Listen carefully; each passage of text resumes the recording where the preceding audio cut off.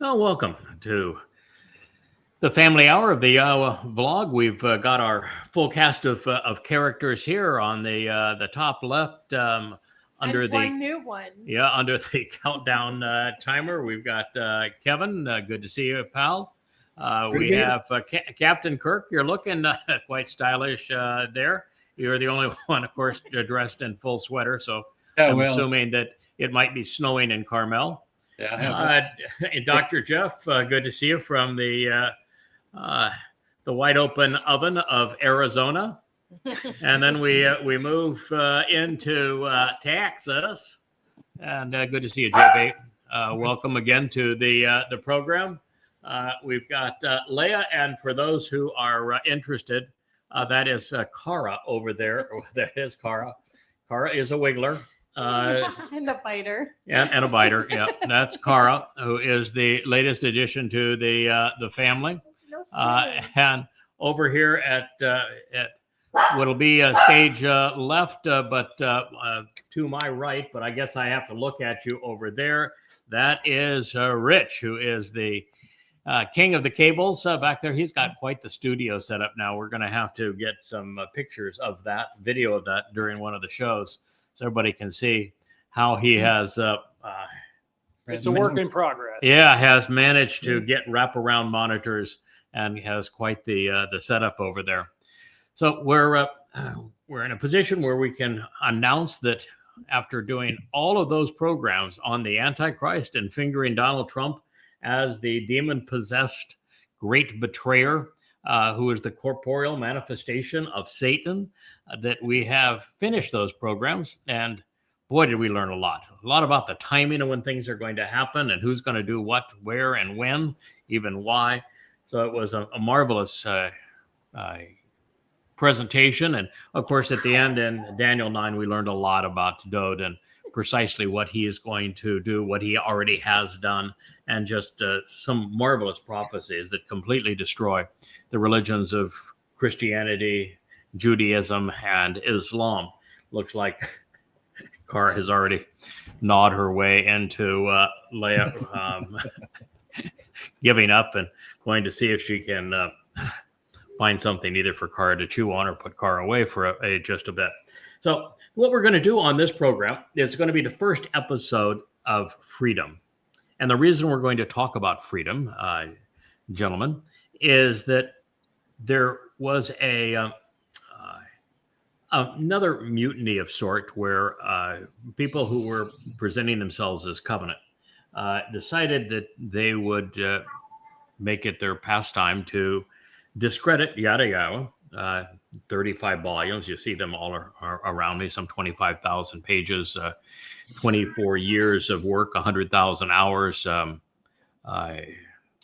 10,000 previously unheralded insights about Yahowah and how we form a relationship with him, all free at yadayah.com. Not trying to sell you anything. It's just it's a lifetime of work. And they're out there trying to demean it and, of course, to demean me also in the process. And they use two things. One we've already discredited, which was that God wants people to be humble. But that's pretty hard to be humble when there isn't even a word for humble in Hebrew. So they have to make one up. And religious translations are full of timid and humble and that sort of thing. Do you know why religious translations emphasize timidity and modesty and being humble? There's a specific control. Yeah, absolutely. Power and control. Right. It's easy to control and fleece a timid person. Mm-hmm. It is exceedingly difficult to control and fleece a bold person. But when God says that he acknowledges these are traits that I want to see manifest, and these are individuals that I like working with, his only criterion seemed to be boldness, responsiveness, loyalty, and intelligence, but never timidity. the word that is most often rendered as humility is actually Ew. a derivation of ana, and ana means to be Yeah. Humble.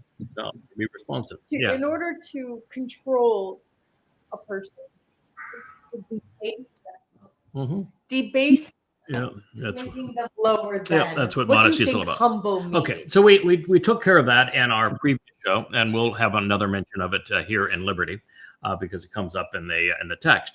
But the fact of the matter is, there is another thing that these anti-Yada Yahowah folks want to attack, and they remind me of conspiratorialists.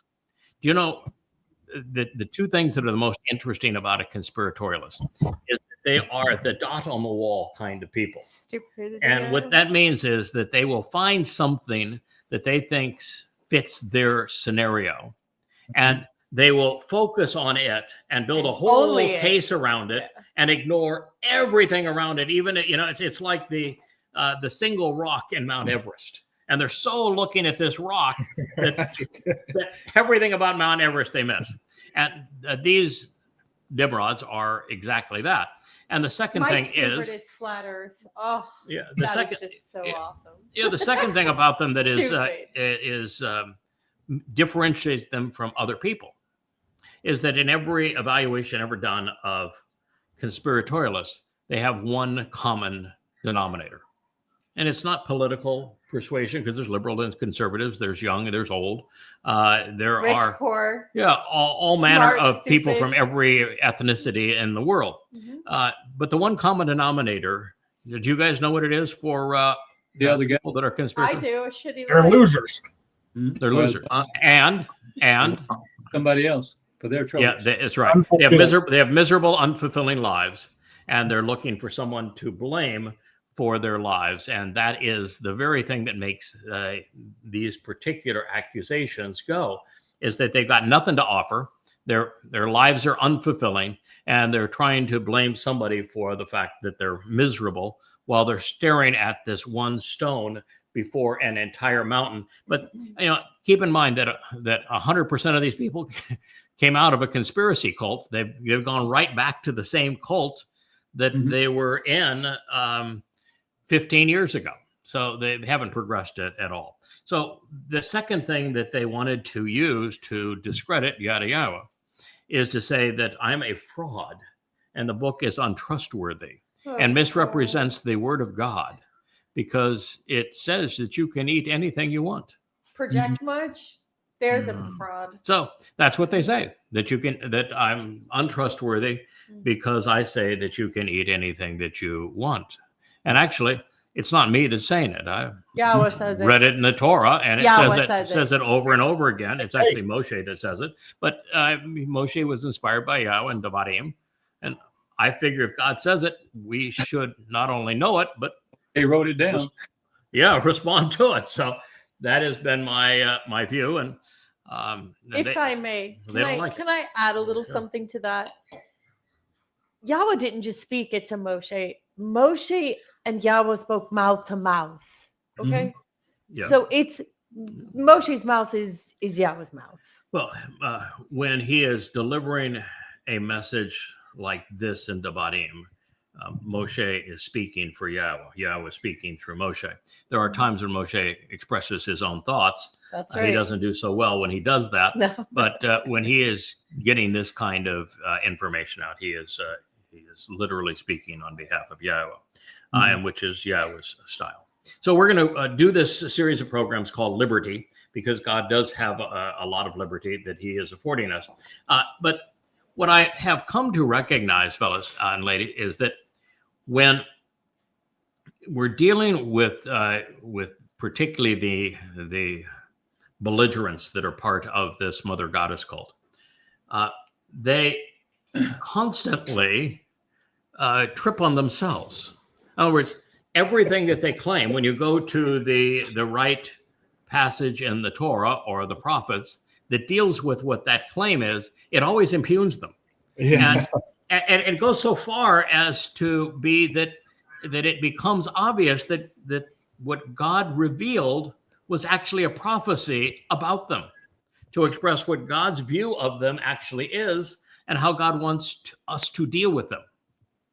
The irony is quite Yeah. beautiful. They're projecting on you, and Yahweh's projecting back on them exactly what's going to happen to them. It's just and it's now poetic it's like happened to us now 10 times. And so I decided that in this particular instance, because if somebody's going to, and this was a whole bunch of people that were part of that cult, wallowing all over this elderly man who is suffering from cancer and filled with the drugs to treat it, and he decided that he would go and be nasty at this point in his life, and even though as a man I wouldn't know from Adam, never had a conversation with him, I've never spoken with him, never met him.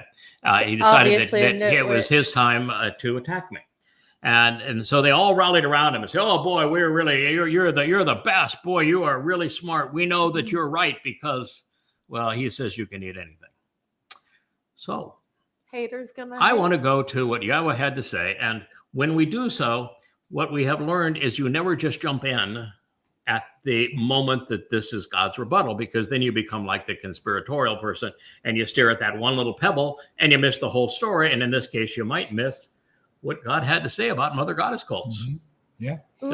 I don't think God likes them very much. But anyway, we'll start at the beginning. So I do want to say, and the reason that we continue to deal with this, and the reason that Yahweh had so many prophecies regarding it, and when God has a prophecy regarding an attack, then it's our obligation to share it, because that is the ultimate learning experience for us. It's like going back to the garden and finding out what actually drove Chawah and her rebellion, and how every word of that plays to this current situation that we're dealing with.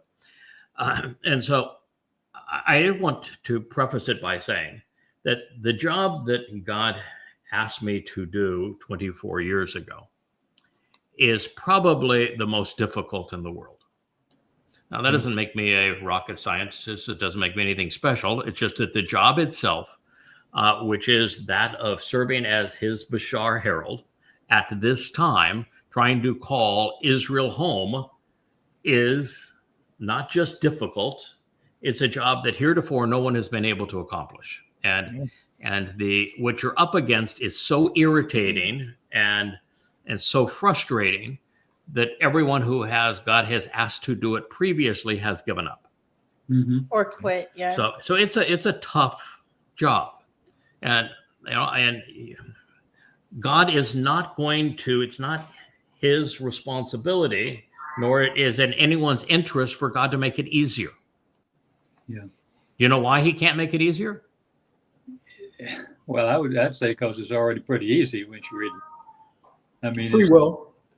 Yeah, free will. Well, that's part of it. That's part of it. It's to keep those clowns out. But God's going to soon intervene in free will. During the Exodus, he intervened and he said, I'm pulling you out with a firm and fierce hand. Your free will doesn't mean squat to me at the moment. Okay? So, and God's going to change his attitude towards free will in a few years when he starts intervening in human affairs.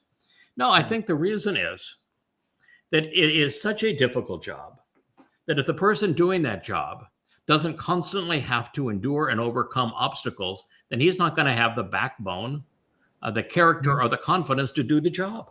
Mm-hmm. Well, if you've ever been in a room with more than two Jews, you're going to come up against. But that's not the point. The point is, quite frankly, you can't serve Yahowah unless you have been kicked and stabbed and abused and spit at, because he has been. I mean, the great lesson here is Hosha, who before Yahweh even began to reveal prophecy through him, the first thing he told Hosha is, I want you to marry a religious whore, because I want you to know what it's like that I'm dealing with this.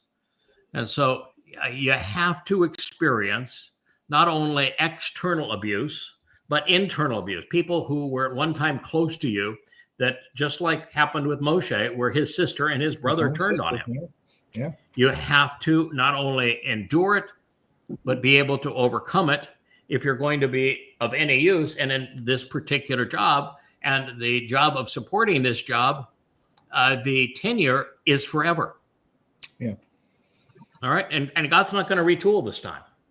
Yeah. This is it. One shot. One shot. And so we can't fail and we can't succeed without overcoming these kinds of challenges. So we're constantly going to have them.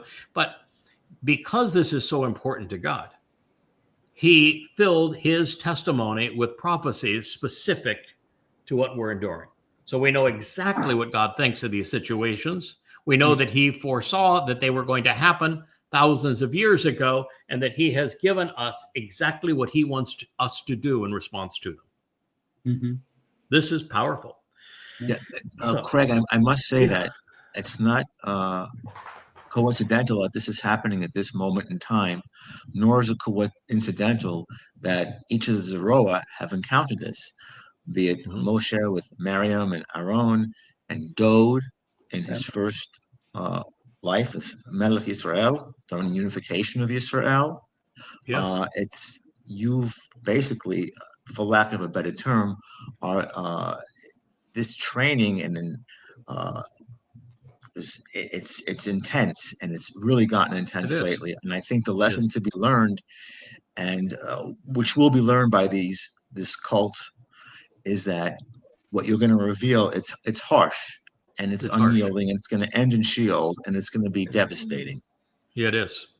And there are a lot of people like Hasatan that they know where they're headed. And they think that misery loves company, and that somehow it's going to be better for them if they attract a whole bunch of people with them. You know, if I'm going to go there, so are you. And they are that callous. But what they're doing is actually putting themselves in a position where they're going to have to endure forevermore all of those that they beguiled, saying, why did you do this to me? I mean, it's going to be particularly miserable for them. Now, as it relates to Dod, in terms of insider attacks, it began with the very king of Israel, the person that people loved. He tried to hunt him down and kill him. And on his own family. And then it was his first wife, Shaul's daughter, Michal, who just absolutely tried to trash him. Yep. And finally he said, well, if I'm going to take an evaluation of whether or not I'm worthwhile, since you brought them up, we'll ask the concubines what they think of me. It was his response to it. That's how bitter it became with his first wife. Contentious woman. Now I can't imagine, I mean, I wasn't happy with my first wife, but I can't imagine saying, we'll take a vote and see what the concubines think. But Toad's in a different position, than I was. A little concubine humor in the evening here. And then of course he had Absalom that turned against Absalom. him.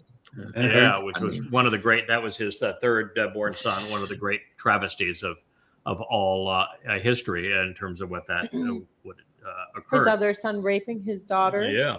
See, so it was an awful. That was an awful situation. And now in the case of both Moshe and Dod, they ultimately caved under the pressure. Now for Dod, even though he did at the end, he knew he had the ultimate. That'll solve that problem for us. Deal when he figured out that he could serve as the Passover lamb and then take our guilt into Sheol. He knew that it really, at that point, so long as he was honored what he said he was going to do, wrote about it as a prophet, and saw that through, it really didn't matter how the last 10 years of his life played out. He was good with God and good with the rest of us. And so he had a pretty good situation when it comes to that. So in this particular case, the one that Yahweh has chosen as Bashar Herald at this time is in a very difficult position. And that's because God's target audience for his Nakri, his observant foreigner, remains as they were throughout the Exodus. Most people don't know that Jews from the beginning to the Exodus to the end were recalcitrant and rebellious. They were obnoxious. I mean, when Moshe says, God, you just ought to kill me because this job can't be done, that's bad. How do you give somebody something they don't want? I mean, that's true. And they didn't want it. Every day. Yeah, that's the thing that you have always emphasized, is that if you're going to be part of the covenant and grow in it and learn about God, you got to have the 1-2. Mm-hmm. God's not trying to tee it up for us to make it easy. No.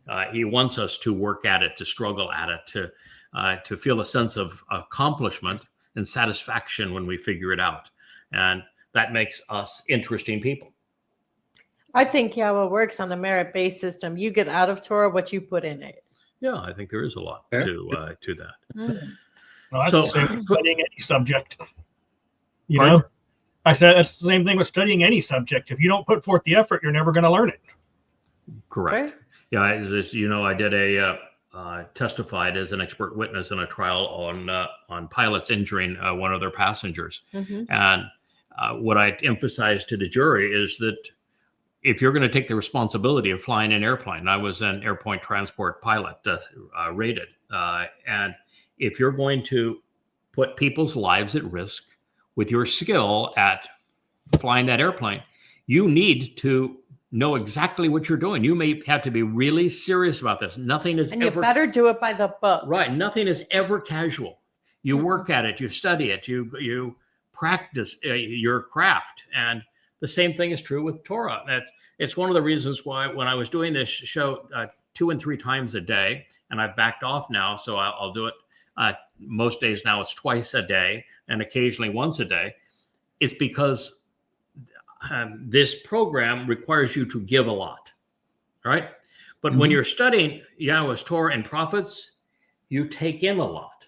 Yeah. And so I started to write again and translate again just for the show. I mean, even though they're now being published in books, but for the show, and it was putting stuff in The energy that had. boost. Yeah, it's the fire, it's the energy, Right. it's the excitement, and particularly now that we've come this far and learned this much and have such a base of knowledge and understanding, now when you read and translate something, it's just alive. It's just every different. word of it takes fire in your presence, and you're going, "Oh wow, that is spectacular!" And that's what we're going to find out right Are here. we going to get to that translation? And Dabarim 12. Okay. So, for the most part, the Jews, both secular and sectarian, boys, this has never been more true than it is right now. They have no interest in anything Yahweh has to say. Literally none. Even when it is written and spoken by his inspired choder and offered freely to them. Nevertheless, with very little time remaining and with so many perceptions that must change and things to achieve, we remain uncompromising. We are unrelenting in the pursuit of this ultimate family reunion. We are not going to meet with Yahowah and begin that first meeting by saying, "God, I'm sorry. I wish I had done better. Wish I hadn't disappointed you." No, we're not coming We're empty-handed. just not going to do that. I mean, I don't care what we have to continue to give. We're going to see it through to the end. And if we fall short of what God wants, it's not because we didn't give it enough effort. So we're devoted to it. And I think so long as we're willing to give it the effort, God's going to see it through, and it's going to turn out very well. So I think that the thing that I've been hinting at all in this introduction is that the greatest surprise to me, actually, I would say a disappointment in all of this, is that the Christians and the Muslims whose message it's towards the final witness is hostile and caustic. And I understand that they're hostile. I've had a few thousand death threats and all, but it doesn't bother me as much because it's out there. I'm accustomed to the religious and the overtly political hating the revelations I'm giving, but I understand their point of view that with everything I'm saying being so foreign to them and impugning everything they've been led to believe, they're naturally going to recoil and go to the ad hominem attack, and that's about as far as it ever goes. They are in the case, though, that the most debilitating attacks, though, are not from the Christians, not from the rabbis, Definitely not from the Muslims, No. not from the Marxists, not from the MAGAs.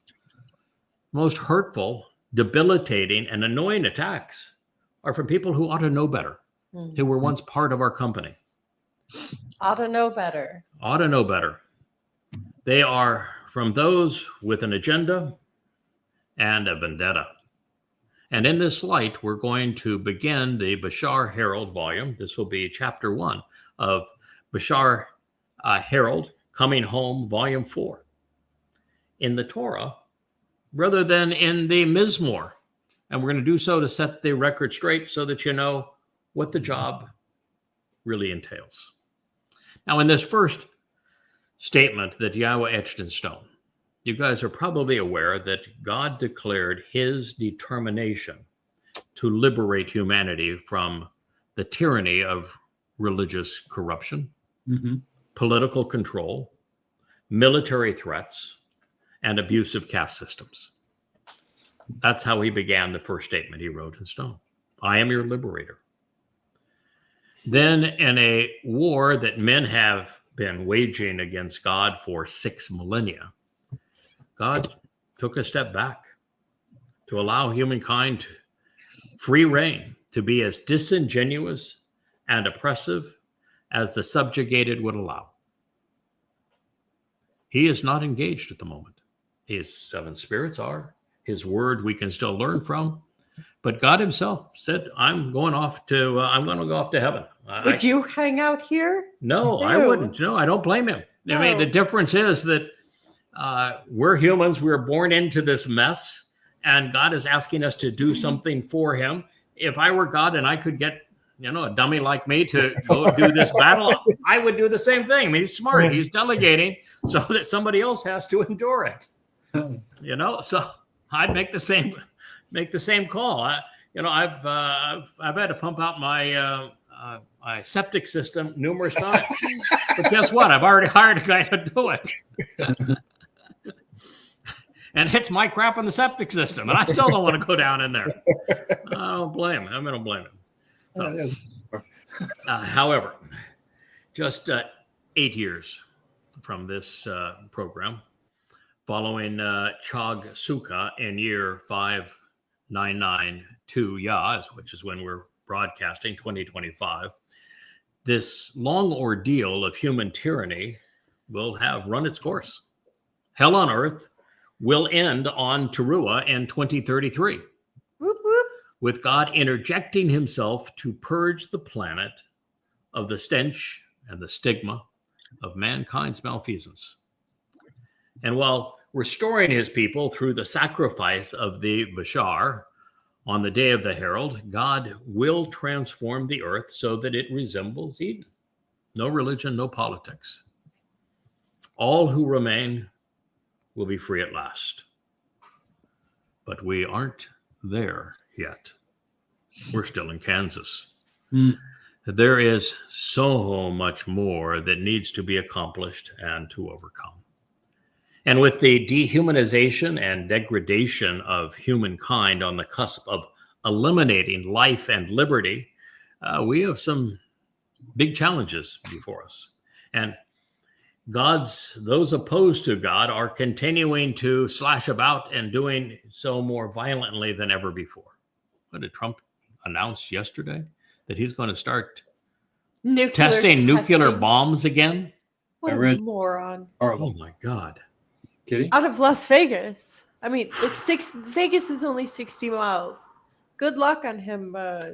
Yeah, the only good thing that came out of the last series of tests was the bikini. I don't know what we're going to come up with this. You guys know that story? Yeah. Bikini was actually named for a Bikini Atoll. That they tested they tested the first nuclear bomb. Anyway, a little bikini humor here. Yes. So we're dealing with, and I think in this particular case, we're going to make the point based upon religious Jews, specifically the ultra-Orthodox and the Haredi variety, but also inclusive of Messianic Jews and the Hebrew roots movement. because they remain obsessed with obedience to the pretense of divine laws, which keep them shackled to religion. It's just like as we explained in the garden. The reason that Adam and Chava were naked and they were unconcerned and not ashamed is they were comfortable being exposed to God. The religious, they've got to wrap themselves in all sorts of religiosity and rites and certain kinds of apparel and all that kind of stuff. And it's kind of like putting a wall between themselves and the liberty that God intends for us. Now, for example, those who are out of touch with Yahweh and don't know his intent have come to conclude that the dietary advice in Deuteronomy 14 is kosher, while they discard the instructions that God presented in Dabarim 12. They say that must be taboo. If you promote the Torah's instructions in Dabarim 12, then you're a fraud. But how can one be right in saying that certain foods are not good for us if the other is wrong when it clearly states that you can eat anything you want? Mm-hmm. Now, do you know the answer? How can both be true? How can Dabarim 12, which says you can eat anything you want at any time, at any place? Any place, yeah. How can that be right? And then Deuteronomy 14 says, here's the pig and here's the cloven hoof and sea critters without scales. And I mean, it's got all sorts of things that it says good, bad. How can both be true? Well, he says also, you have to think, but think about it. I mean, but how can both be true? The answer, I think, is pretty straightforward. It's guidance. What do you think, JB? I said it's advice. He's saying this is good for you, this isn't. Right, that's exactly right. It just means, hey, there's risk associated with it. Yeah. You can tell your daughter, for example, JB, that she cannot commit murder without ruining her life and going to jail and losing her freedom. And you can say, but you have free will, so you can choose to like and dislike whoever you want to as friends. Mm-hmm. And so you're saying you're free to like whoever you want to and dislike whoever you want to in friends. But here's some fatherly advice, dear daughter. And that is that if you have a friend that is doing drugs or swearing all the time, that friend is probably going to have a negative influence on you over time. If you have a friend that treats other people kindly, that likes to learn, that speaks well, then that is probably a friend that's going to have a positive influence on you over time. So you've said you can befriend anybody you want to, daughter. But let me give you some examples of what things might work out for you and what things might not work out for you. And wouldn't that be the comparison between Dabarim 12 and 14? Sure. These foods are not particularly healthy for you to eat. Here's the reason why. And oh, by the way, he was right. And yet you can eat anything you want.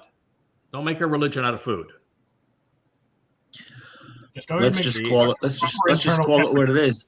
Kosher food laws are a rabbinical tax on food. Exactly. They are. Ding. Yeah, and the religious like to fleece people. And it's $1 billion business. It is. $1 billion isn't much in today's world unless you have a very small audience and a very small group of beneficiaries. And in this case, it is for them. So the answer, of course, to all of this should be obvious, but it's obviously not to the oblivious. So if I may focus the scope of our consideration, it has become apparent that this hypocritical breach of logic is driving a diabolical diatribe among the overtly disingenuous. In particular, those advocating for a mother goddess and her cult of disgruntled former covenant participants have publicly renounced me as a liar and demeaned Yada Yahowah as treacherously inaccurate because I have translated and presented Yahweh's Torah teaching on the liberty we enjoy when we listen to God and do as he instructs. They will discard and discredit 10,000 profoundly important and previously unheralded insights among 25,000 pages of amplified translations and inspired commentary regarding Yahowah that are conveyed in Yada Yahowah because they have an issue with me and because they can't handle being free. Yeah, I think it's more because she's a bitter woman. Well, they all are a little unhappy with themselves. Now, other than for spite, why would anyone denounce what I have not only translated and assessed, but then presented from Dabarim 12 at the conclusion of the first volume of An Introduction to God, when what I shared comes from Moshe's lips as Yahowah spoke through him? Why viciously condemn me as a liar and a fraud on behalf of their preference for a prohibition when their rules are inconsistent with Yahowah's directions? After all, I took the time to reconcile the apparent conflict such that both the 12th and the 14th chapters are useful. They're both intelligent. They're both appropriate. They're both true. But alas, in a cult devoted to the fragile ego of a clinically diagnosed psychopath, vitriol trumps truth. It makes them all feel better about themselves when they can blame someone else for their horrendous decisions and miserable lot in life. Such is the nature of the cluster B. And that is the lone reason why we find in a plethora of posts permeating social media, denigrating the merits of Yada Yahowah, my monumental collaboration with Yahowah, and the Yahowah blog, and its appeal to Jews in Israel at this crucial moment in time. They're playing with fire. Mm-hmm. Since credibility is the currency of the Bashar Herald, Yahowah continues to provide prophecy pertaining to our situation in the very text our adversaries have used to demean us. And so it is with great anticipation that we will delve back into Dabarim words 12 and learn what God thinks of their rebellion, and even discover how he wants us to deal with us and them. We're going through this because God took the time to give us a prophecy, to denounce them, and then tell us how to respond to them. If God's going to take the time to do that, aren't we supposed to be interested? Yeah. Well, I know how to respond to them. Well, you're gonna find out Nuclear. It's always my response. By way of introduction, it is true that after 24 years of translating and contemplating Yahowah's testimony, I have come to recognize that the Torah means teaching, direction, guidance, and instruction. Doesn't mean law. I've come to realize that there is no word for obey in the Hebrew language. I have come to realize that based upon his testimony, that we can appreciate Yahowah as a liberator with fatherly advice, and we should not view him as a Lord seeking to control our lives or micromanage us. The religious who are obedient, however, they see it otherwise. They prefer to impose and observe restrictions as if our Heavenly Father was an oppressive Lord. They even call him Adonai. And this is one of many reasons why I celebrate our relationship on the Shabbat. That's why the sun has just set here. We're observing the Shabbat by celebrating our relationship with Yahowah. It's our way of saying we understand the value of this relationship and want to honor it as God did. I mean, keep in mind, God always does his best work on the Shabbat. Yeah. And I am convinced that when we follow Yahowah's example, we're doing the right thing. Yeah, for sure. So unlike the religious, I'm not into making the Shabbat an arduous do-nothing day. It does not bother me to turn on a light switch. It does not bother me to hit the keys of my computer and do a translation or add a commentary. Oh, it's much easier if you're a woman. I don't have to do a lot of things. Okay. Therefore, I can turn on my stove. I can do a bunch of stuff. Mm-hmm. With so all you don't tear your toilet paper? Yeah. Yes. Oh, the stuff that they do. It's just amazing. It's mind-boggling how they have turned the idea of a relationship with God into the most debilitating religion on earth.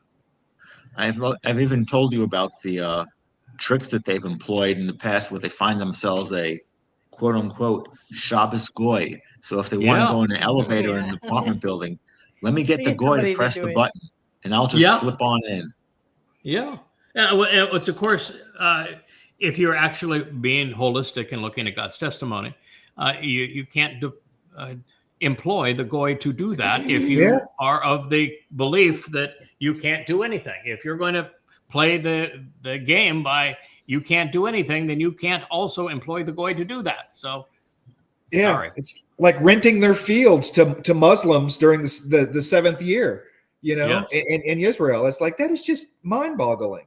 Yeah. Well, it's indicative of everything that we've done. We've stolen from Yahweh. Right. How can we cheat on God and play homage to our religion? Is the way that they look at it. They haven't learned to think. Not a thing. With all of this vicious vindictiveness swirling in the air, we're going to reconsider the Torah teaching.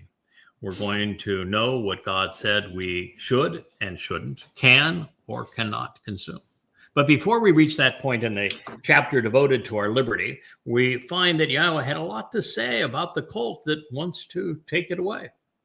I find God's directions in this regard to be affirming and inspiring, and I hope that you do as well.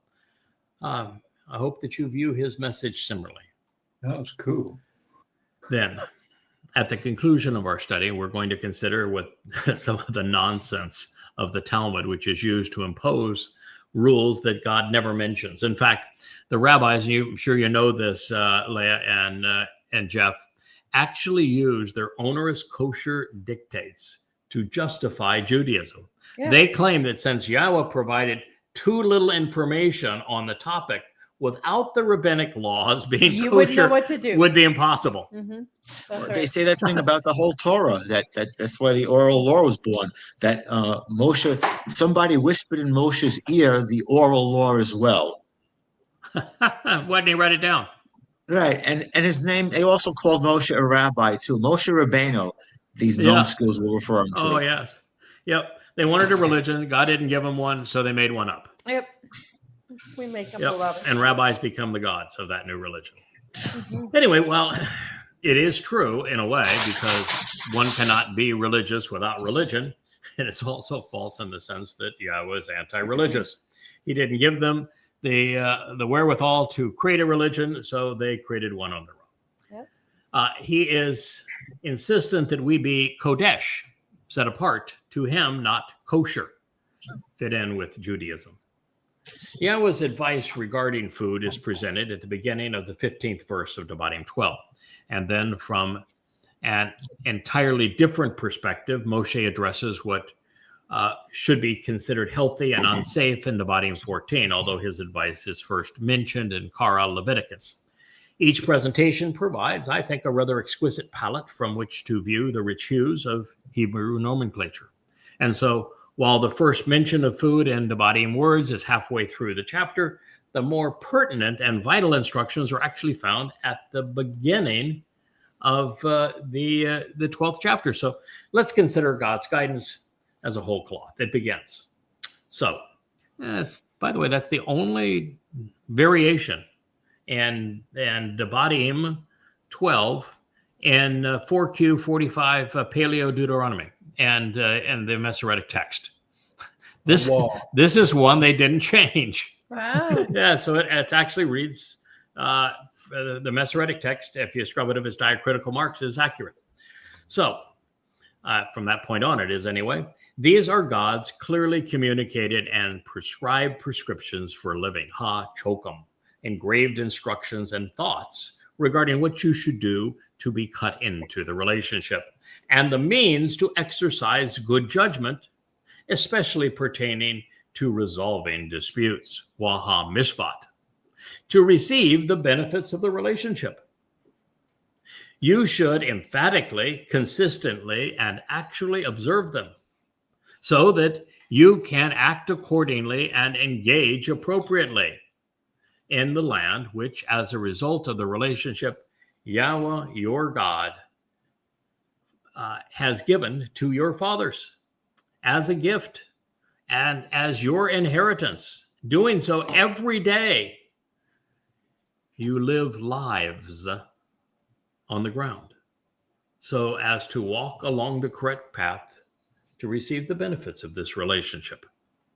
That's a lot to unpack. That's Dabarim words, Deuteronomy 12, guys. So, if we go back here to the beginning, the first thing that Yahowah asks us to do is to recognize that what follows are God's clearly communicated and inscribed. Choka means you chiseled it in stone. This means that this pencil didn't come with an eraser. And this was not given orally. It's inscribed. It's chiseled into stone. That's what chokum represents. It's engraved. So these instructions for living are inalterable. Okay? Mm-hmm. God, as I said, did not have an eraser at the end of his pencil. And this is a means for you to exercise good judgment. So based upon what God is providing here in terms of prescriptions for living, you can put it in your noggin and you can exercise good judgment based upon it, particularly pertaining to resolving disputes to receive the benefit of the relationship, which is what all of this is always about. And then he says, you should emphatically, consistently, and actually observe them. Shamar, one of the great words in Hebrew. Pay attention, focus on this, contemplate it, closely examine it, carefully consider it, so that you can act accordingly, engage appropriately. This is a relationship. Relationships aren't worth anything unless all parties engage and contribute to them. It isn't. That's why it's so different than Christianity, which is faith-based. You've got Judaism, which is all works-based, no listening to God, no being observant with God, just do, and or don't. And Christianity is believe, doesn't matter what you do. Right. And here, this is, you need to be observant and you need to act and engage appropriately. And it says so in the land. And so you don't need to do any of this if you have no interest in spending any time in the promised land, which is representing eternity with God during the celebration of Sukkah and in heaven thereafter. So if that doesn't appeal to you, then you're done. Yeah. Pretty easy. As a result of the relationship, Yahowah. And so once again, if you're into Judaism, there is no Yahowah. This doesn't apply to you. If you're into Christianity, there's no Yahowah. This doesn't apply to you. If you're a Muslim, there's an Allah, there's no Yahowah. So that doesn't apply to you. This only applies to the very, very few people who are willing to value Yahowah's name. The God of your fathers that he has given to you. So Israel is a gift from God, and it's an inheritance. Now, as an inheritance, fathers pass on what they own, what they have created, what they have built to their sons. That's right. And to their daughters. And so this is an inheritance. This is something that God has, which would be the universe, heaven, this planet, and eternal life, enrichment and empowerment. All those things he's got, he is willing to give to us that we can inherit, but on these terms, so as to walk the correct path to the benefits of the relationship. Now, the three inclusions here of Asher within a single verse, that's music to my ears, because it's a statement in and of itself. This is all pursuant to our relationship, therefore, with God. Well, I have two puppies here. Now he's looking at that, says, no, that smells like coffee. I don't do coffee. I like cold tea and not hot coffee. I'm getting the south side of a dog going north at the moment. Chokum, as I had mentioned, is properly translated as clearly communicated, inscribed prescriptions for living. That means, when you consider it that way, clearly communicated, that no one needs to pay a rabbi to interpret these instructions. God's directions are found in his written Torah. Boy, when you are your dog walks away from you just because you didn't have chilled tea, Talk about useless to me. Wow. And Leah accuses me of stealing her dog. I don't think so. I'm feeling very used at the moment. Still sitting at your feet.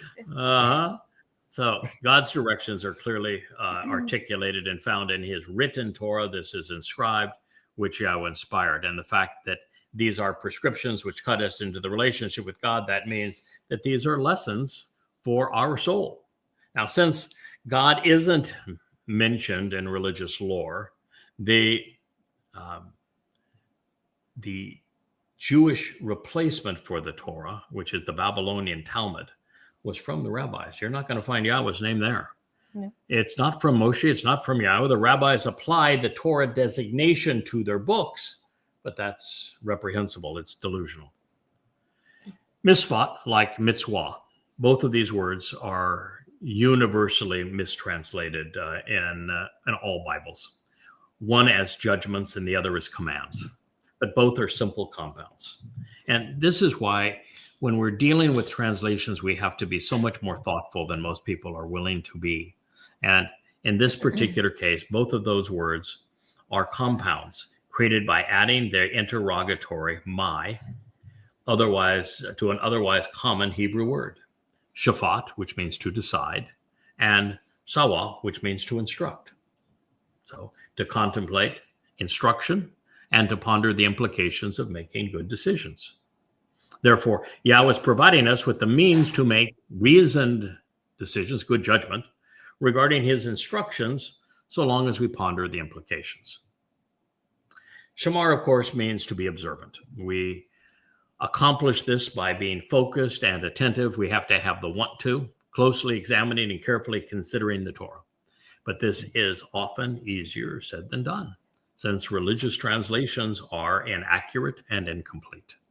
And for the most part, people are not sufficiently knowledgeable or thoughtful to deduce informed and rational conclusions. Even if you were to provide them with an accurate translation, they can't process the information in it to make an intelligent conclusion.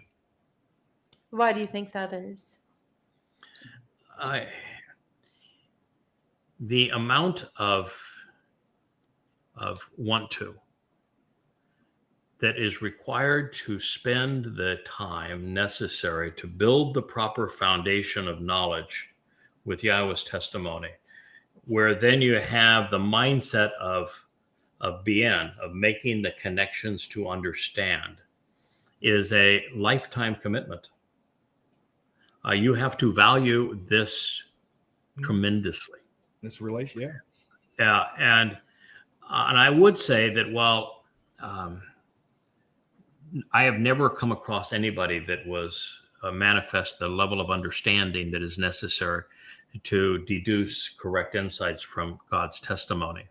And it's the reason why of the 10,000 that you'll find in these books in the Yada Yahowah series, there are no place else, because no one has done this previously, is that there is a certain aptitude that goes along with it. And not everybody has that. So there are people who can serve as teachers and can get the ball rolling. And then there's people like yourselves that are really good at saying, all right, now I've got the basis here and I've had this explained. It gives me a foundation and a really good understanding of where we are. And then I can take it from there.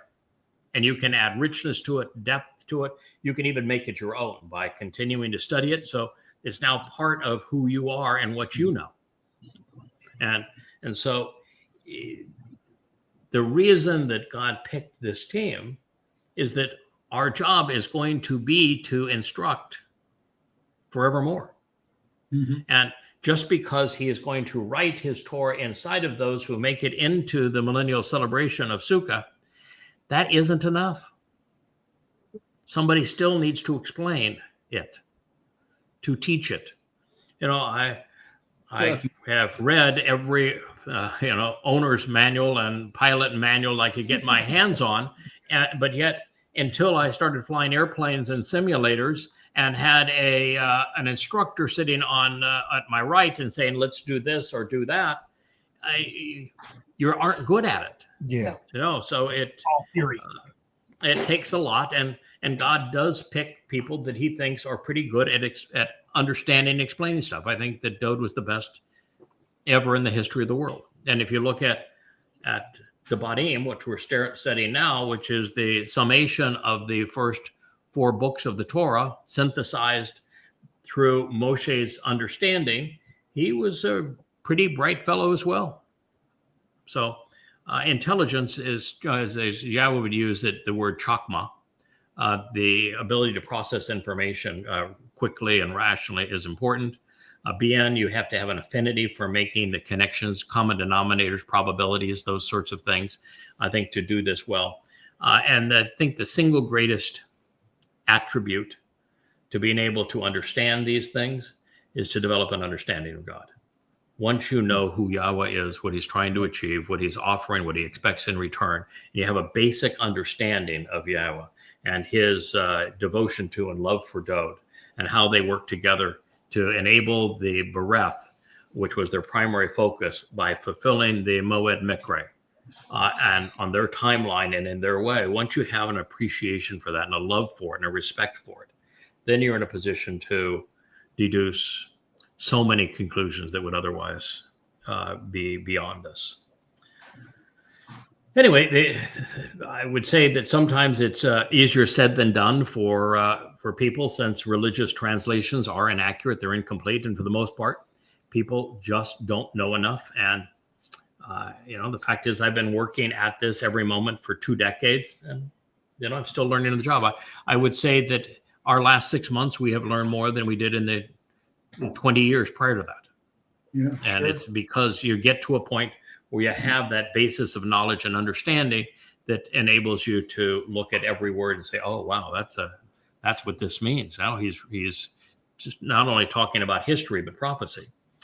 Now, a Shah was used in this, and it reveals that we should act upon and engage in what God is communicating. We can celebrate the benefits of his teaching, and we can profit from his guidance. This underscores the realization that the covenant is a participatory event. God expects us to reciprocate by advocating for him on behalf of his people. We're not advocating for ourselves, fellas. We're advocating on behalf of Yahweh and his people. Mm-hmm. The Eretz, which has been Nathan given as a Yarash inheritance, is the land of Israel. It is a tangible metaphor for the covenant, depicting the actual place while at the same time representing the first 1,000 years of eternal life, which commence upon our return to Eden during Sukkah in 2033. But you'll notice that the concluding statement, it changed from Eretz to Adamah. And Adamah is ground, and it was substituted for Eretz in this case. Now, this is suggesting that either these instructions apply to our time on earth in the material world rather than heaven, so for the next 1,000 years, or that God wants his people to be alerted to the arrival of the Adamah Parah, who was asked to make Yahweh's return with Dowd possible in the end. He is the Adamah, this bloody red man of the earth, serving as the productive bull. Now, as mentioned, with multiple inclusions of Asher, we should be cognizant that it can mean a number of things, most of which seem to apply in this case. With Asher, we are correct in seeing the narrow path that we should walk to receive the benefits of the relationship and to get the greatest enjoyment out of life. So before we move on, since this pronouncement from God spoke of inheriting the promised land, I want to dispel another myth and reveal how that was achieved. At a time when the mother goddess cult has been so vicious towards me and has hypocritically insisted on modesty and timidity, Yahowah had a different approach to getting people to receive the inheritance of the promised land, which is what our job entails now, is to get them back to Israel so that they can actually inherit what God intended to give them. This is what he said. In the manner which, to reveal the way to receive the benefits of the relationship. I existed with Moshe. I will be with you. I will not fail you or withdraw from you, and I will not abandon you, nor will I neglect you.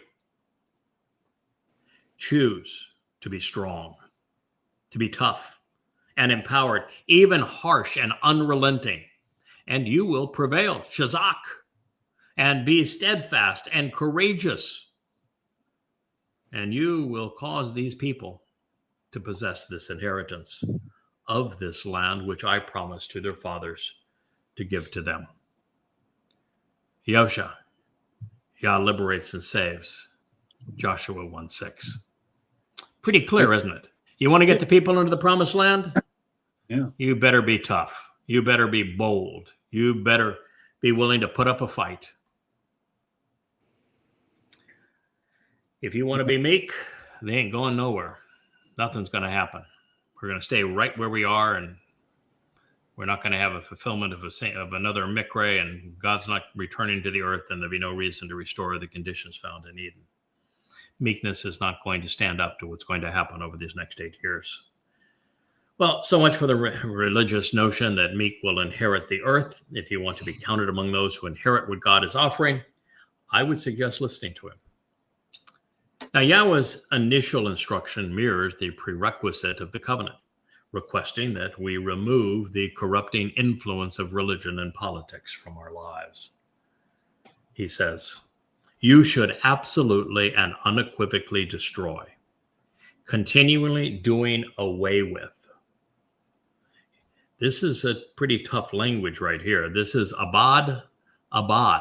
You should demonstrably shatter, consistently perishing, even exterminating the thought and the memory of everything associated with the sites, the places, and the related structures where the Gentiles of foreign ethnicities and cultures, whom you shall dispossess, worked for and therein worshipped their gods. They are being excluded from these elevated places, as well as upon the hilltops devoted to illicit worship, and beneath every spreading timber and repulsive idol. Dabarim words, Deuteronomy 12:2. Quite frankly, God hates all forms of religion. Disassociating from every creed prior to approaching God is an inviolable rule of which the Almighty is unwilling to compromise. If you are Haredim, Orthodox or Reformed, a Messianic or Hebrew roots, Christian or Muslim, you are on a dead-end road to your own demise. As long as you remain associated with Judaism or any other religion or conspiracy, you remain estranged from God, period. Now, beginning on Towrah, 10 days before Yahweh returns with Dode, God will obliterate all traces of religion. The shrines and temples, the churches and cathedrals, the mosques and madrasas, the monasteries and the religious schools, along with every Talmud, Bible, and Quran, along with every channel, page, and site hostile to him. But it isn't just bindings and books which will be scrapped, because Yahweh will also rid the world of religion's host, the very people who are infected by it and who promote it. Now, this is actually a marvelous introduction to food etiquette, because God is dispensing with the religious notions before we even begin. And by doing so, he continues to reinforce the covenant's lone prerequisite, that we disavow the Babylonian confusion of religious creeds. So now imagine a world without obelisks or steeples, crosses or crescents, even six-sided stars, or more explicitly, mother goddesses. Yes. You should tear down and demolish their religious altars for sacrificial offerings, for slaying and for slaughtering, and crush the monuments they erect, their pillars and sacred objects, their personal standing. Then burn, incinerating the toxic serpentine venom of these Asheri, mother goddesses. These mothers of gods and queens of heaven, the blessed Madonnas and the spirit moms, the Babylonian, Assyrian, and Canaanite goddess of blessings, and wife of Baal the Lord in the blazing fire.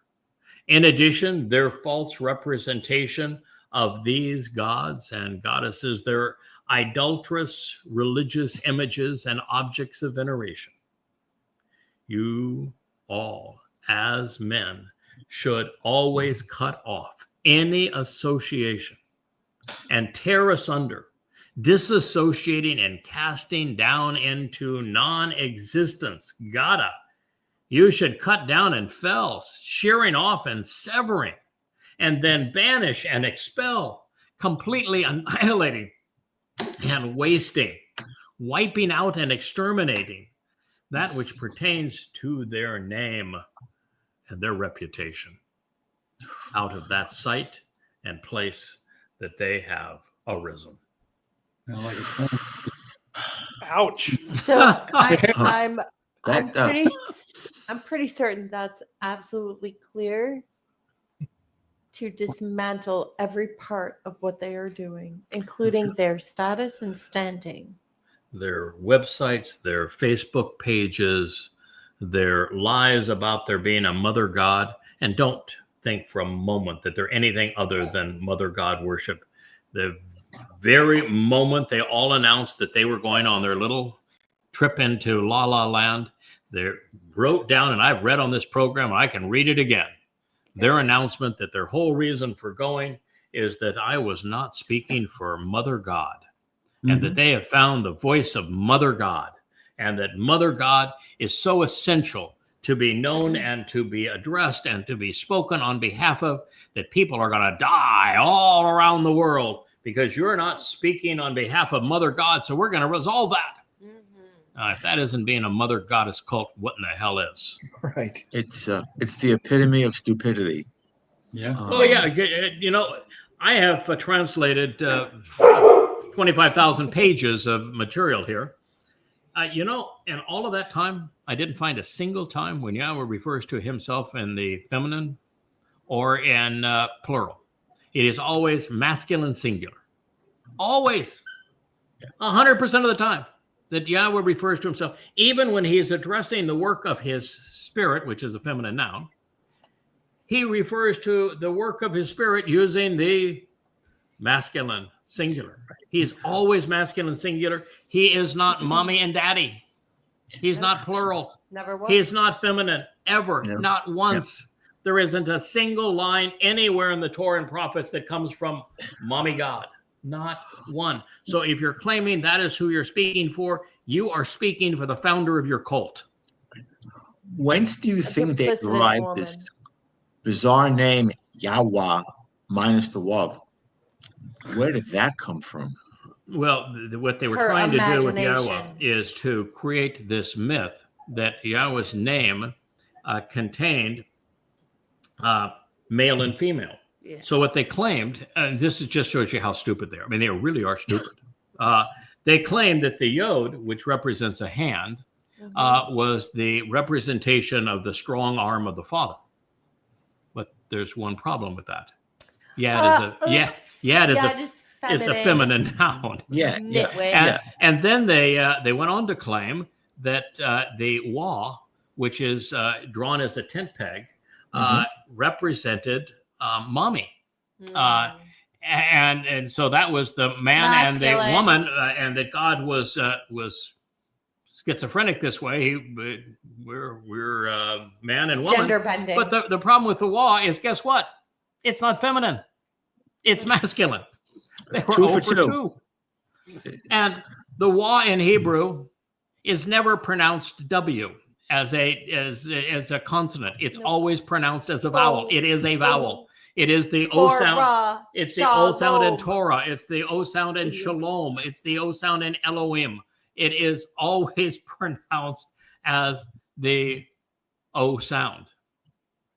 And so I think it's probably because, I had written all of these books called Yada Yahowah and proven that is the correct pronunciation of the name. And they wanted to damn Yada Yahowah and go off on their own little cult. So they created their own transliteration and they justified it that way. Oh, by the way, the two Hays, those are not men standing up. No. Mm-hmm. Well, they're the babies. We have to have a trinity here. They're all mommy and daddy's babies. That's who they are. The mommy and daddy's babies that are standing up in the name. Makes sense. They all spoke Christianese before. They're still doing it now. Baby Hayes. Okay. Babies. Yeah, I don't really know anything about D. I never met her, never had a conversation. But what I will say is all of these people, they never looked for religion. They just adopted Yada Yahowah as a religion while it suited them. Because if they had actually studied any of this, checked the translations, they would know the facts. And when you know the facts, you wouldn't reject it just out of hand like that. I just saw someone posting one of the YouTube channels. Well, I checked Craig's translations in Chat GPT. Yeah. Good luck with that. Good luck. There you go. Yeah. Now, by the way, JB, and translate it yourself. Check the translations like that. Don't use Chat GPT, which is just going to give you the religious answers. Are you aware, JB, that when they founded their cult, the first person they quoted to demean me was you? Were you aware of that? No. Oh, yeah, they did. I remember how many times I said in the early shows, don't trust my translations. I've given you the most generic form of the Hebrew words in every case, put them in the parenthetical so that form of the word you can copy and paste into any search engine and look up in any number of Hebrew, English lexicons and dictionaries and verify the translation for yourself. Correct? Yep. So I was constantly said, you don't need to trust me. I've done this in a way so that you can validate these things for yourself, which you did a lot. And Kirk, you did probably more than anybody, thousands of times. But you know what they quoted from you? The first half of that. Yeah. Don't trust Craig Winn's translations. They and then they had your name. Cherry picked. James Bowen says, don't trust Craig Winn's translations. Oh. Yeah, they cherry picked you. Look it up yourself. Verify it. Yes, but they just left the first part. Yeah. Always to create the impression that you were saying that I was not trustworthy. That's exactly what they're evil. They just realize you are trustworthy once you verify. Probably hundreds of thousands, if not more, at this point. I know with these. I recognize these words. I don't have to look most of them up anymore. No, of course, because we've done it so much. And I know that in your case, there was one or two words and in years of us doing this together that you said, I don't know how you got this definition. And it wasn't to say it was wrong. You say, can you tell me how you got that definition? Yeah. And the same thing was true with you, Kirk. You wrote me, said three, said, how do you get that definition? So you sent me an email and said, how do you get it? And we went through it because, I went back through the thought process and I said, okay, this is related to this, and this is the verbal root. And then I looked up how it was used because if a word is challenging, you look at first use and the context, and you strip it of its diacritical markings, and you look up words that are written similarly, and you go to the verbal roots. And I explained the thought process in it, and you say, oh, okay, that makes sense. I started doing that myself. Yeah, you learn. It's a learning experience, and you started doing that yourself because it really is. Very well put, JB. Very well put, Craig. I've known you more than the score. Ever since I've known you from day one, you've always said, "Verify, do your own work, do your own checking," and these duplicitous dummies they're messing with the Shem. Have they ever also heard of the third statement? It's unforgivable. If you diminish and do away in any part or way with Yahweh's name, it is an unforgivable crime. And misrepresenting it the way they have misrepresented it so that they could create validity for their mother goddess, it's an unforgivable crime. And then to have been shown to be completely wrong. I mean, they are, I'm sure, aware, because they're now writing Yod He Wah He, and they're not actually writing it out anymore. So having shown that they not only were wrong, but dead wrong in their explanation, you would think that if you wanted to be reasonable and rational, the first thing you would do is say, well, okay, boy, if we got that one wrong, what else do we have wrong? Maybe we ought not be doing this.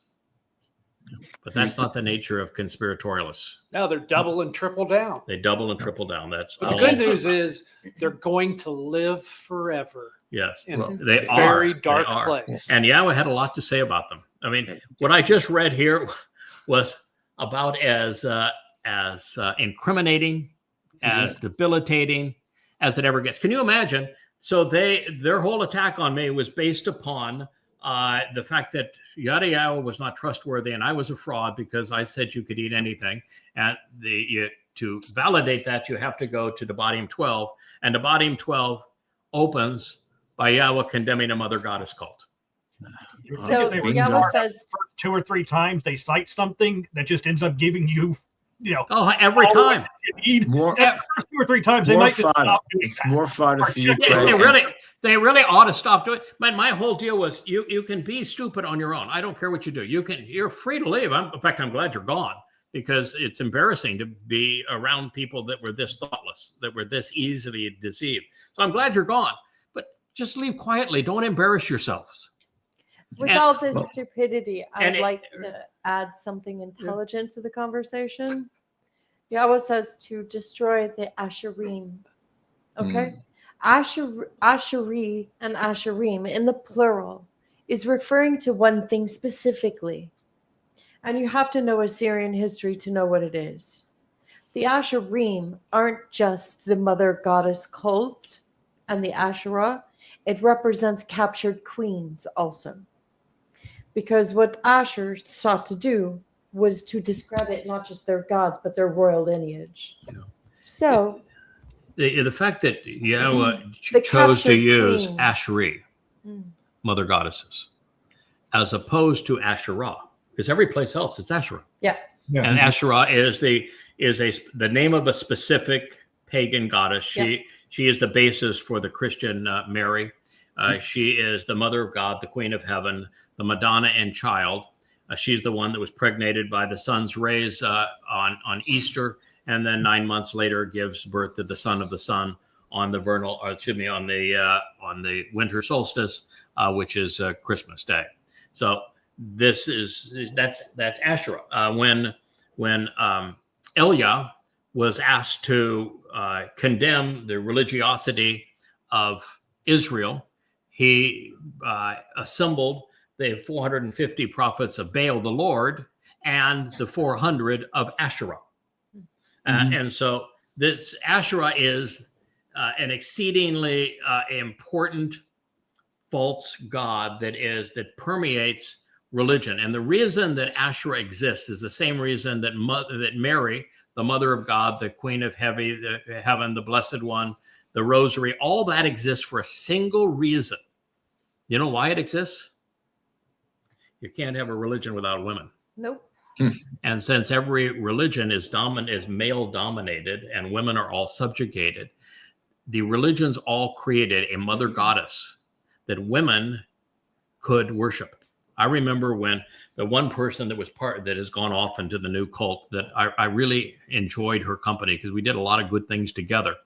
She said, we're talking about the motherly aspect of God's nature. And as a mother, I can really relate to that. Mm-hmm. Oop, there it is. That is the appeal of the Asheri, of the mother goddess. Is they want this feminine, motherly interface with God. And part of that is they really aren't comfortable with bold. They aren't comfortable with God likes, which is strong, bold, uncompromising.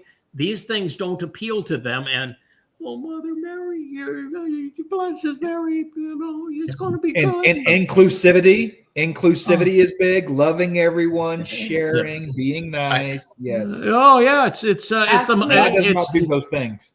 No, he doesn't. And that's why it's Asheria here. It is mother goddesses. And for God to have done this, he says, you should tear down and demolish their religious altars and sacrificial offerings for slain and slaughtering, which is what they're doing, and crush, smash, and maul their monuments that they erect, their pillars, their sacred objects, and their personal standing, and burn, incinerate the toxic serpentine venom of these ashery, of the mother goddesses, and the blazing fire. In addition, their false representation of these gods and goddesses, their idolatrous religious images, and the objects of veneration. You all as men should cut off any association and tear asunder, disassociating and casting down all of this such that it no longer exists. And then you banish and you expel, completely annihilating and wasting that which pertains to their names and their reputations, all out of the sight and the place where they have arisen. So God has said, this is what I want you to do when you come up against a mother goddess cult. Obliterate their names, destroy their reputation, incinerate them. Leah was right. They are very, very dangerous. So, I have to say that I've discussed this many times with Leah, and let's call this what it is. They are pure evil, and they crush souls. And Yahweh wants to be very clear about what's to be done with them. Correct. And understand that this, well, they're, a group of nobodies. I mean, there isn't a 50 IQ, I don't think, if you totaled the entire group together. Okay, so she likes to pray. My view is that whenever you can just ignore them, we just ignore them. But that's not Yahweh's view in this case. And Yahweh, when he gives you a prophecy this specific, and it turns up as in the opening of a passage that we had to turn to validate our position relative to food. And he gives you something this specific and instructions on how to deal with it this specific, then you can't represent Yahweh and not report on this. So we are now compelled to do this. Now, why would Yahweh go out of his way 3,000 years ago to be this insistent that we tackle this and deal with it, when it's a bunch of lame guys and a bunch of psychotic and miserable women that have bounded together and claim that they're victims when they're out attacking? Why would God do that? Because in social media, they have sites now, multiple sites, just to disparage all the things that Yahweh and I accomplished all of this time in Yada Yahowah, in the books of Yada Yahowah, the 35 books, and to disparage the Yahweh blog and to discredit me. And as I say, the currency of doing this job is credibility. And so God wants to say, I'm fully aware of who they are. I know that it's what they're doing is exceedingly dangerous, and I am disgusted. So we're not trying. God didn't say, correct me if I'm wrong, guys. Was there any hint in there? You ought to be really accommodating to them. You ought to be nice. You ought to try at least to hear them out. Come out to some accommodation. Listen to their position on Mother God. Listen to their concerns about Yada Yahowah. Enter into dialogue with them and try to work this out so there's peace and harmony in the family. No. Was that suggested in this? No, I saw burning, banishing, expelling, destroying. Yes. On them. Okay, before I take the little pterodactyl away, I would like to add one last point. Did you notice how Yahweh mentioned you men? Yes. Why? Yeah. Because women are not fooled by the equipment other women have. We see right through it. Yeah. Yeah, the reason I translate it that way is that Gada is the word. Yeah. It starts with that the G, so it's most words that start with a G are not good. It was written in the Peel imperfect paragogic nun second person masculine plural. So it's in men plural. To do this and to do it on an ongoing basis. When you're dealing with the imperfect, that means on an ongoing basis, you men and pedagogic none with enthusiasm are to do this. This is what I want you to do.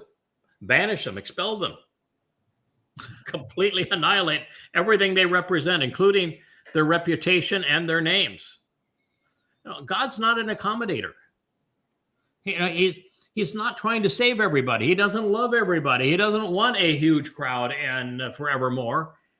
He's wants people that are thoughtful, that are genuine, that support what he's trying to achieve and not trying to destroy it. So Yahowah is the perfect father. 35 centuries ago, he knew that we would be working together to call his people home, and that an Ashery, a mother goddess cult, would arise in our midst to disavow and to degrade what we have done over these past 24 years. And then, so that we would know his position regarding them and how we should respond to them, he provided this prophecy in the preamble to the text that I would need to refute the most recent aspects of their attack. He has done this very thing for us now so many times that we can be assured that they will fail and we will prevail. Not that there was any question regarding that.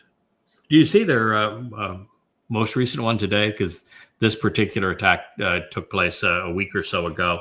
And so it took me a while to translate all of this and for us to get through the Antichrist material to get up to. Do you see the one they sent out today? Have you guys been to the Facebook page?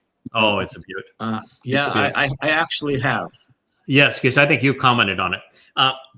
The Mother Goddess cult took a cover of a book written 150 years ago by a man that was considered borderline insane. He was a religious freak, and he wrote a book. Oh, there it is. There, it's. I think you've. Is that up on the screen? Yep. The show. Okay. So the key of David, the true Messiah. So they posted that Craig forgot to credit this fellow who is Warder Crescent. He forgot to credit Warder Crescent on his big discovery that Dode is the true Messiah. And so if you go to the Facebook page, I respond to this and I just tear them to ribbons. Because all this is designed to demean my credibility and say, no, you're claiming that you have this great discovery and this guy beat you by 150 years. And yet, first, he doesn't know that Dode is the man's name. Yeah. He is only claiming that Dode was the Messiah during his lifetime 3,000 years ago. And you could be a dunderhead in the third grade and figure that out because God says it over and over and over again. The great discovery is that Dode is not only the Messiah, but that he is also the Son of God. Mm-hmm. And that he is the former and the returning king. And that in his second of three lives, the greatest discovery in human history is that Dode fulfilled Pesach, Matzah, and Bakodim exactly as he said he would. And that makes Dode our savior. Yes. And that is the single greatest discovery in all of human history if you want to have a relationship with God. And that dunderhead didn't find any of those things. And so to demean me and to discredit Yada Yahowah on that basis means that you're nothing but an idiot with a really bad attitude. So they just go on and on. That's their whole life ambition is to pursue this. And mostly, Jeff, you were threatened again by one of them that is just really rude and a complete hypocrite just day before yesterday. They just never stop being obnoxious. And all they would have to do for us never to comment on them again and for God not to have any more prophecies that we reveal about them, is just go away quietly. Just shut up. How many fingers do you have to get blown off before you stop trying to make bombs? They've actually published on their site an unpublished version of Coming Home 4 that I'm writing right now. Right. I mean, we're back to the days of Larry claiming that he's the author of those translations. I mean, that's where. Right? You know what Larry did? He called me and he said, I don't know how to translate. Can you tell me how you do it? And I thought he was serious. And so I said, yeah, I do this and this. You need these and those and those and those and those. And you need all these books I have. And I use these sites because I like the dictionary. And then I've written all this stuff. I have all these little charts, on grammar. Because I can't whip it out like you do, but I look at him and I say, okay, a paragon, get this, So I gave him all that, and then all of a sudden he became a translator. But I found out he really can't do it anyway. So no, all he did is he took mine and claimed him as his. And then he taught a good game because he had a few weapons now. And I said, and by the way, he's now a full-fledged member of that cult. Oh well. Yeah. Oh yeah. I basically when I wrote Craig to that imbecilic post today, is that to call these feckless fools imbeciles and morons would be a compliment. Yeah. These are which was really funny is Mike Biotti, my favorite fact checker. I dearly love Mike. He actually made a long presentation of the history of this guy. He's an absolute religious nincompoop, and he would have fit in perfectly with their cult. He would have, they would have liked him. Yeah. He did have some things right. With the women, he says that was sheer lunacy. The women were. I mean, he did have that part right. Yeah. Well, broken clock is right twice a day too. It is.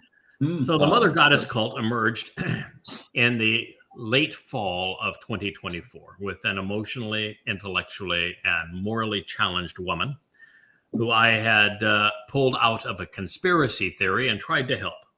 And she turned on me after I had done more for her financially and in teaching and just support for her because she was so abused in her life that she thanked me by viciously attacking me.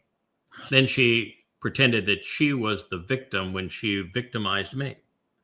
And she and those she lured into her leprous nest claimed that they were now speaking for their spirit mom. They changed Yahweh's name to accommodate their mythology. And then because I renounced the preposterousness of their claim, they said their claim was justified based upon the, the 8th proverb, I think is the one. And because it has feminine pronouns. And it has feminine pronouns because Dode is writing about the importance of chakma, the thing that they obviously lack, which is intelligence. And chakma is a feminine word. And so it speaks of chakma, but guess what it never mentions? M is the Hebrew word for mom, not mentioned once in the entire proverb. Spirit is ruach in Hebrew. Guess what you won't find in the entire proverb? Pointed that out to them. Fancy bit of translating, isn't it? That is a fancy bit of translating. Didn't seem to care. No. Again. So anyway, they then devoted themselves to impugning me personally, my wife, other covenant members. They are really rude to all covenant members, and demeaning Yada Yahowah, which is the 99% of what they know, 100% of what they know that's accurate comes from Yada Yahowah even to this day. There is no lie that they will not hurl, no fabrication, they will not flail, no depravity that they will not wallow in to support their Asherah, their mother goddess. They even began their sordid affair on behalf of the serpent by accusing me of killing countless souls because I would not speak on behalf of their non-existence and voiceless mother god.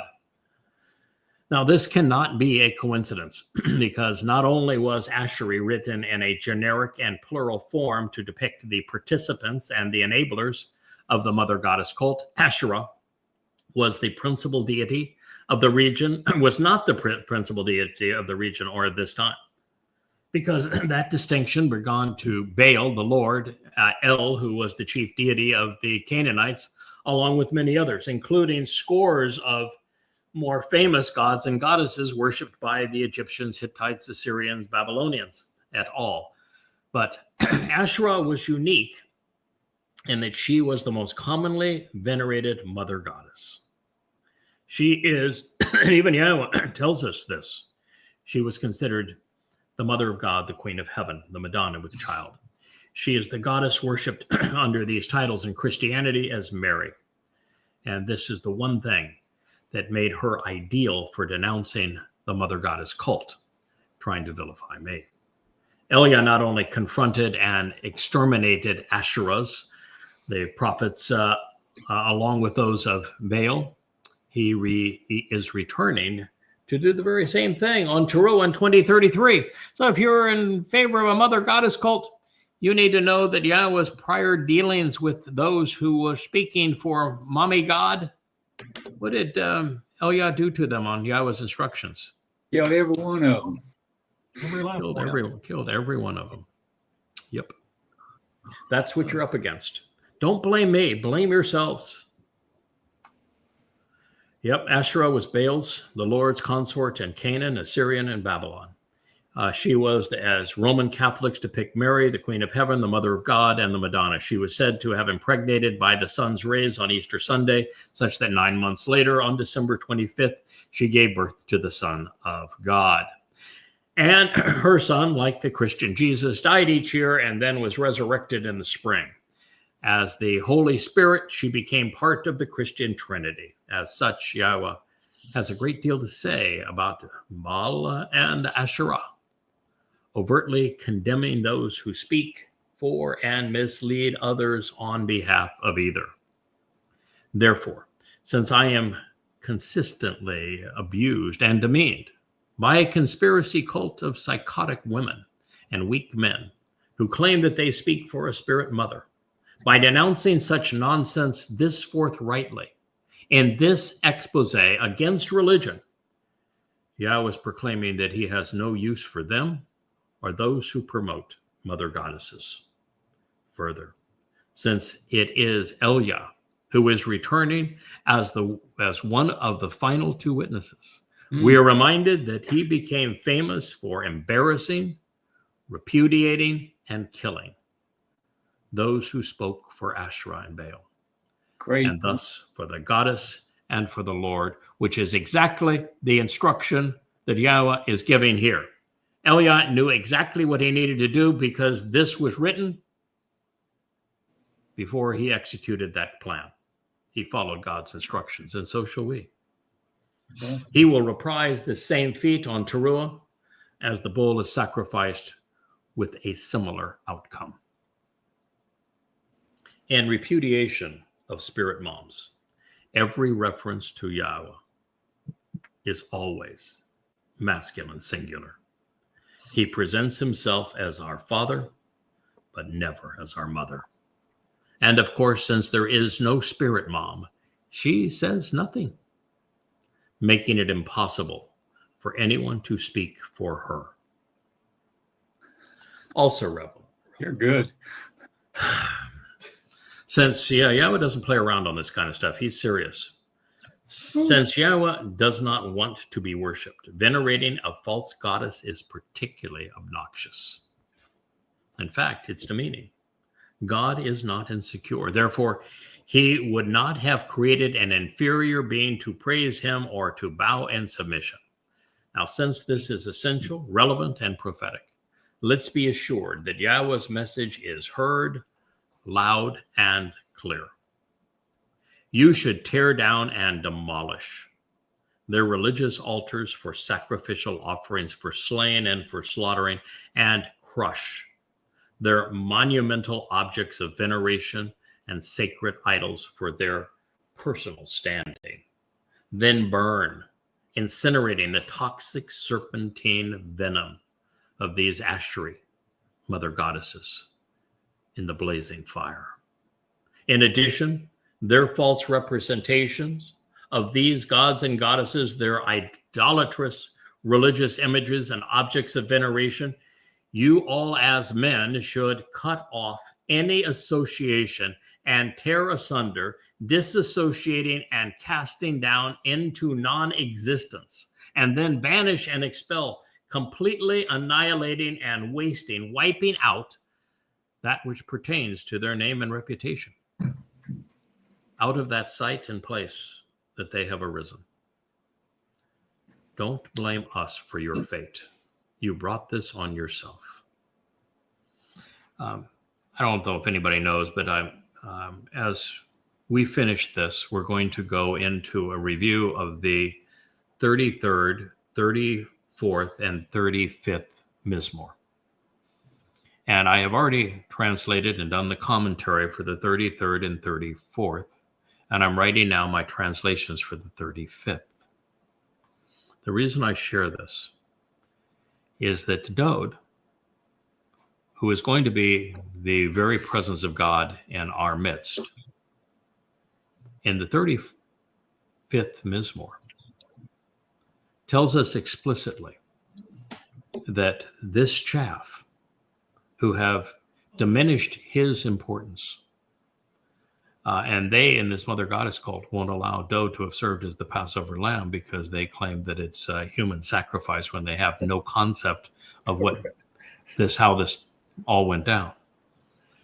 He says that that on behalf of the Ruach of Yahowah and Malach that Yahweh is going to dispatch, they're not going to be just driven away and cast down, but they're going to assure that they receive extraordinary punishment, which means they're going to hell. The 35th Mizmowr is explicit on exactly what Dode intends to do with them. So when they get all a little upset and said, how dare you say I'm going to Sheol? Not my determination. Yahweh made this determination because he knew what they were going to do and how belligerent they were going to be in doing it 3,000 years ago. And Dode witnessed it as a prophet as well. And Dode says, no, they're going to be cast down. They're going to receive punishment for this. It's off to Sheol. This was a really stupid thing to do. And to double down, to triple down, to keep on doing it every day, to have websites up to just disparage my wife, myself, all of us that are part of the covenant. Mm-hmm. And the Yada Yahowah series is really serious business with Yahweh at this time, because it's all he's got right now to make all of this happen. And Dode realizes that the opposite is true of their claim with recognizing him and his role. That since no one else has done this, and it's the only way for God to be able to return with Dode as his son and fulfill those last four mikre, is this recognition of what Dode has done. To be those who disparage the person who figured it out and who's sharing it with the world. From Dode's point of view, when finally he's in a position where someone is telling the truth about him, is so horrendous. He has dispatched the Malach of Yahweh to round them all up and send them to hell. So I have done everything I can to encourage them to go away and shut up. Everything. In fact, when they first broke away, I said, I'm going to compliment all the things that you have done previously. I wish you well. But then they went and they mimicked our website. They then presented my translations. They used my name everywhere on their site, and they went on and promoted their mother goddess. And then they started to spend most of their time condemning Yada Yahowah and the truths presented in it, my wife and I, and they've become nothing more now than a hate group. And all along, I've said the same thing. Shut up. If you just go away and shut up, then, well, God may be really angry with you, and he's got a really long memory. I won't be. I will have moved on. There's too much to deal with to even be annoyed by you anymore if you just disband and go away. But if you won't, if every week we find another attack and another attack and another attack, then we will continue to go to the source, and Yahweh will reveal yet another condemnation of you, and we will present it.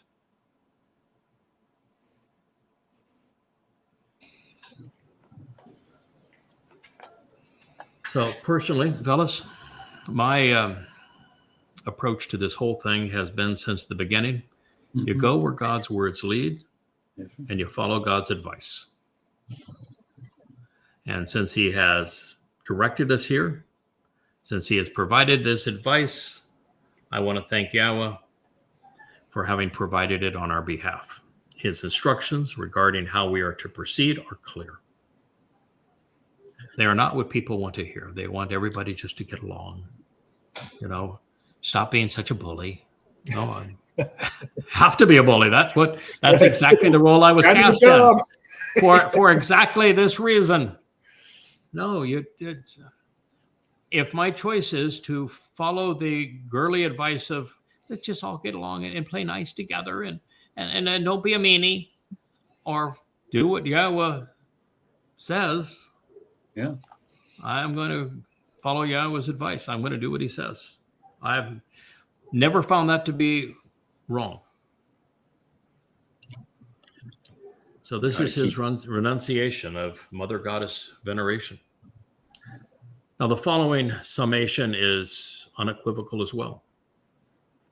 Do not engage with or support anyone promoting the mythology of a spirit mom. Not that this should have ever been a consideration for anyone, but it says, do not act in this way. We just finished denouncing spirit moms and obliterating all traces of those associated with them. And God said, okay, just don't do this kind of stuff. Don't act in this way. Lo asha ken la with Yahweh your God. Don't do this in the presence of Yahweh your God, or you're not going to be in the presence of Yahweh your God. Now, should someone have been sufficiently unintelligent to realize that Yahweh does not want to be associated with a spirit mother or goddess, our Father has left no doubt.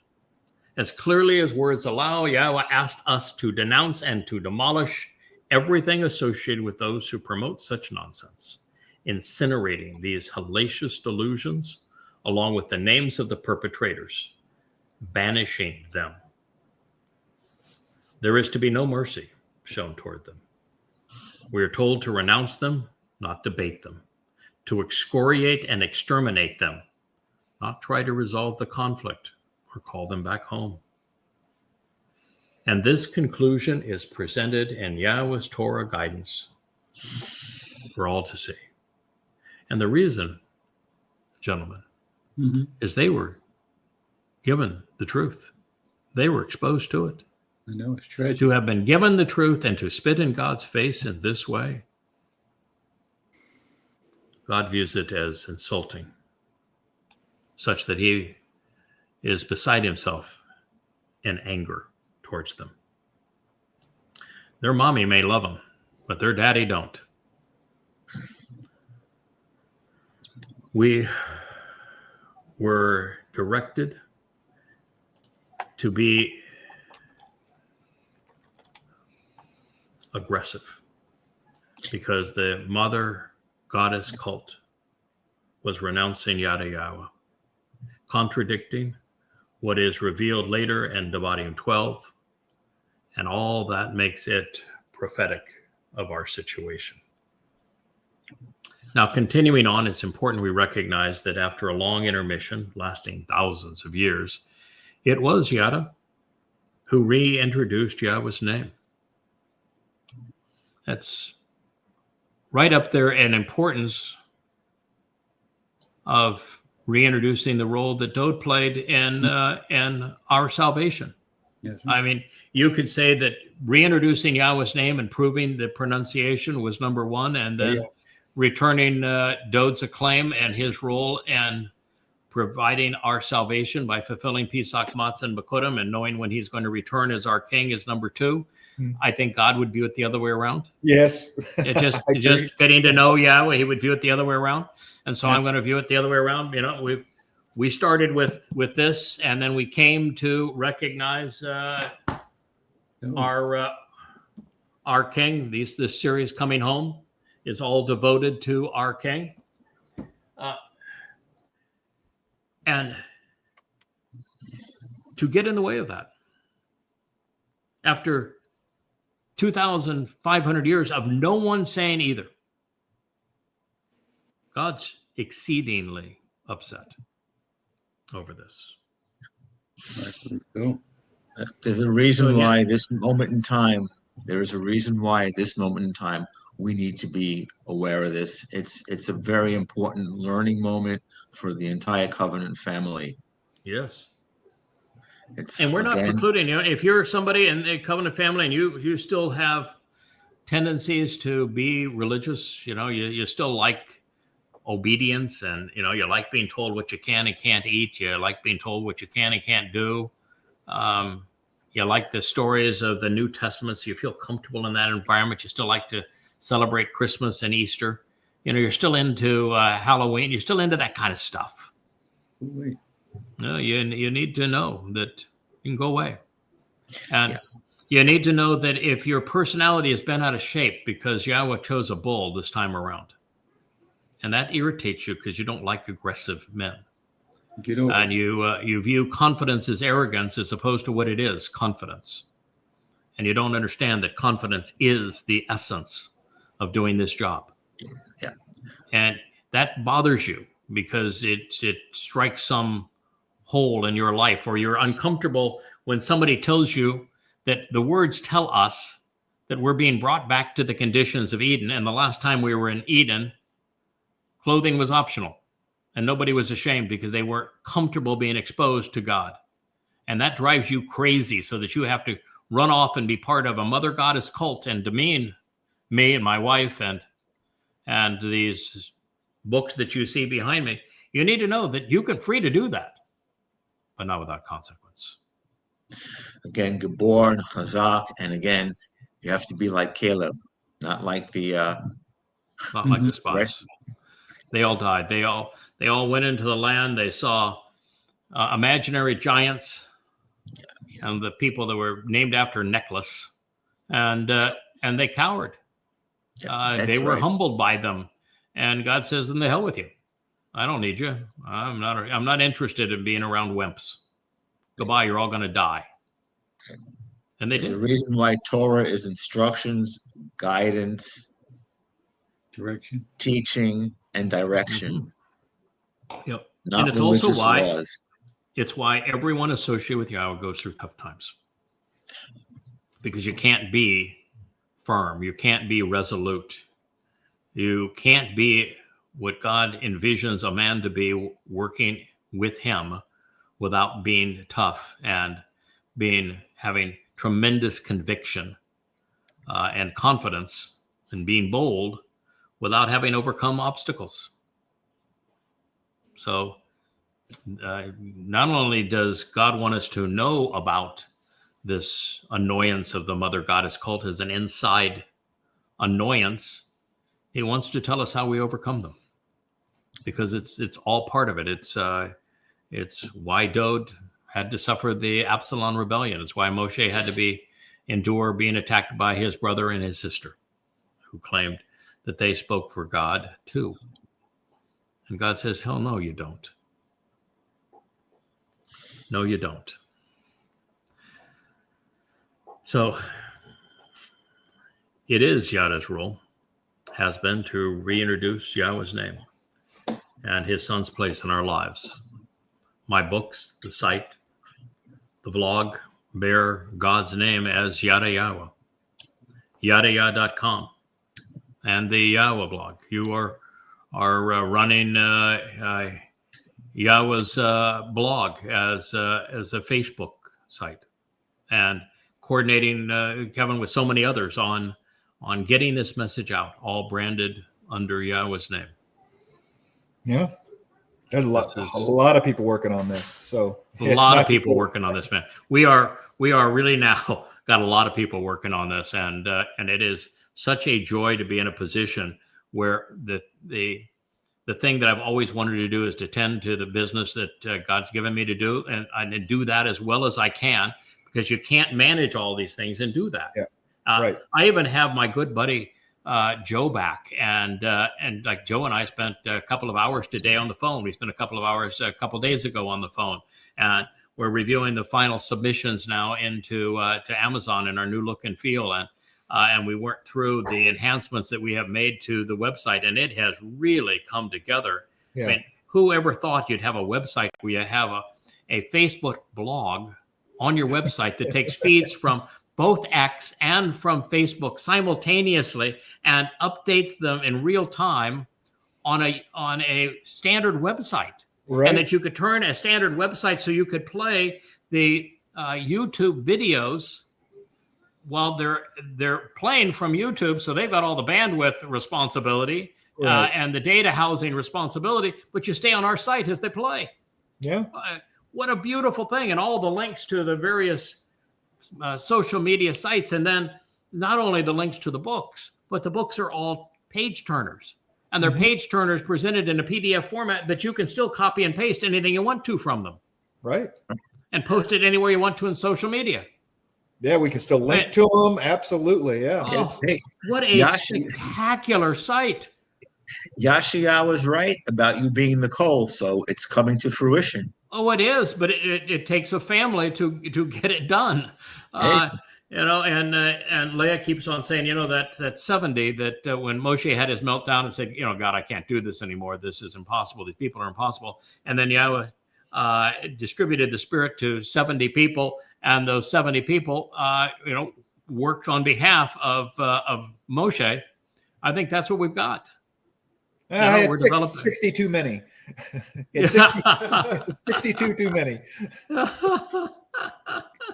It's a lot. It's a lot, but it takes a lot right now to make this all happen. And it's exciting to be in this position with the message being distributed. And I mean, we're not going to get ahead of ourselves in the sense of we will never be popular. Yes. Impossible. We're anti-Christianity. We're anti-Islam. That's what almost 6 billion, over almost 6 billion people that are going to hate you for telling the truth. We are, with the Jewish community, we're anti-Marxist, which is 30% of them, and we're anti-ultra-Orthodox and Haredim, which is 25% of them. And we do not identify with the right-wing politics that has been so belligerent worldwide, that has isolated Israel. And so we're not going to resonate with them either. And we're exceedingly anti-MAGA for lots of reasons, and anti-Marxist worldwide for lots of reasons, which takes a huge percentage of people. We're anti-conspiracy theory, which is a whole group of people, because Yahweh is anti all of these things. And so we are opposed to all of these things. And therefore, there is no group that you're going to naturally resonate with in terms of this message. But that's exactly as it must be. Yahweh's never been popular, and he is never going to be popular, and he doesn't even want to be popular. But what he does want is his message to be disseminated and all of the religious lies about him to be known, so that those who are interested and those who are intelligent and those who have character can choose to be part of this. And if they're going to be part of it, you're going to get to work, contribute. This is not a family of deadbeats. Let me just add something, if you can, if I may. There's 3 Zeroahs. The first Zeroah, he wound up with 2. Then you go to Dode, the next Zeroah. I'm not sure how many he got up to. Not a lot. Yeah. And then 30,000 went with him with the Obed Edom. He only found 30,000 of the best to go get the ark. Remember? Yes. Right. Right. And that 30,000 was the best of the best. And even then, it was Obed Edom's parade. Right. Dode relaxed and said, "Okay, God, I understand. You got this covered, man. I blew it the last time. I tried to arrange it, and it was right getting that bull to be pulling it, but we screwed that up. And now we've got Obed Edom here, and I'm just going to dance around and have a good time. I mean, that is the king doing as he should do. It is our job to make his life enjoyable. Yes. Isn't that the whole purpose? If you can make God's beloved son happy, and such that you're doing the job that needs to be done, you're getting the ark properly positioned, isn't that exactly as it should be? Uh-huh. Well, my only point was the last Zeroah, you're way ahead of the pack, man. Yeah, we are. We are so far. In fact, that's the reason that Isaiah is so excited. He knew that during his life he had 0. Yeah. Right. Oh, yeah. And he's brilliant. He's articulate. He's devoted. He's brilliant. Yahowsha. And that during his lifetime, God said, here's the door to heaven. I want you to look and see how we've done so far. And there's not a single person out there, and he is despondent. And then God said, hey, not a problem, pal. You're going to like what you're going to see here. He takes him forward in time, and he sees the final Zeroah, and he says, that's my Zeroah there, man. That guy, he is doing exactly the things that I just wrote about. He's down in that wine vat with me. Oh, by the way, Obed Edom is from the wine vat, and he's in that wine vat with me. This is the man from Edom that's going to save many, and he is singing my song. Yeah. He's my guy. He's read it's like the pilot textbooks. He's read the textbook that Yahowsha wrote on proper chodering. Yeah, so they're all thrilled. There is a harvest on Shamuw'el. There is a gleaning on Teruah. There is a very significant gathering of Israelites on the second day of Teruah, on the Shabbat, that are brought into Jerusalem by Yahowah. And we enter the millennial Shabbat with a family. And the beauty of the whole thing is, it finally just dawned on me that, I don't need to worry. We don't need to worry about how many people respond to this message. Our job is to make sure we tell the story that God is communicating as completely and as accurately and as passionately as we can. And that we do our best to get people's attention so that they at least have the opportunity to hear the truth. Mm-hmm. That's our job. How people respond to it is not our job. And we don't even have to be concerned about how many. If this is all that we have that are part of the Shamuw'el harvest, God's thrilled. It works. All right. But the deal is, the way that he set the thing up, he's really smart. What he's done is, in the end, he's taken everybody that's not totally jaundiced, that's not overtly religious or political, that's made some mistakes, but their mistakes were by omission rather than commission. They're a clean slate, essentially. Well, they're prepared to be a clean slate. Mm-hmm. And then he's having the Adam of Parah, and it is a really vicious sacrifice of the Adam of Parah. And every bone but one is broken. He is lacerated. It's a bloody, bloody thing. It's to really get people's attention and to say, he's doing this for you. You better take advantage right now, because there are no other opportunities. And through that great performance that Elia and Yahowah are going to perform around that sacrifice, he's going to purge that group of people of religiosity. They go into the millennial celebration of the Shabbat as babies. Our job then is to teach them. This is fun. They're going to have a copy of the Torah, and we get to explain it. And we're going to do that for 1,000 years. So we got full employment for 1,000 years. Our job is to tell the greatest story that's ever been told. We get to be the teachers on behalf of Yahowah in paradise for 1,000 years. Deal. And it's a heck of a deal. And then they're going to be productive. They're going to be able to have children, and they're going to all live for that entire 1,000 years and have a chance to do what we have done, which is to accept the terms and conditions of the covenant and become immortal. And what God has done with that sacrifice of the Adam of Parah, the test is to determine if they are trustworthy. Mm-hmm. If they've got the right stuff to be trustworthy for this opportunity. But because we have 1,000 years with them, we have no religion to compete with, no politics to compete with, no militarism, no patriotism, no conspiracy, no mother goddesses, no nothing to compete with. And we have this perfect opportunity to teach for 1,000 years. And they have children, and we can teach their children. And we even have some goyim that we brought into this to be the workers who are going to have that opportunity as well. God's going to get whatever size family he wants. Yeah. Right. The size of this covenant family is really determined by during that period.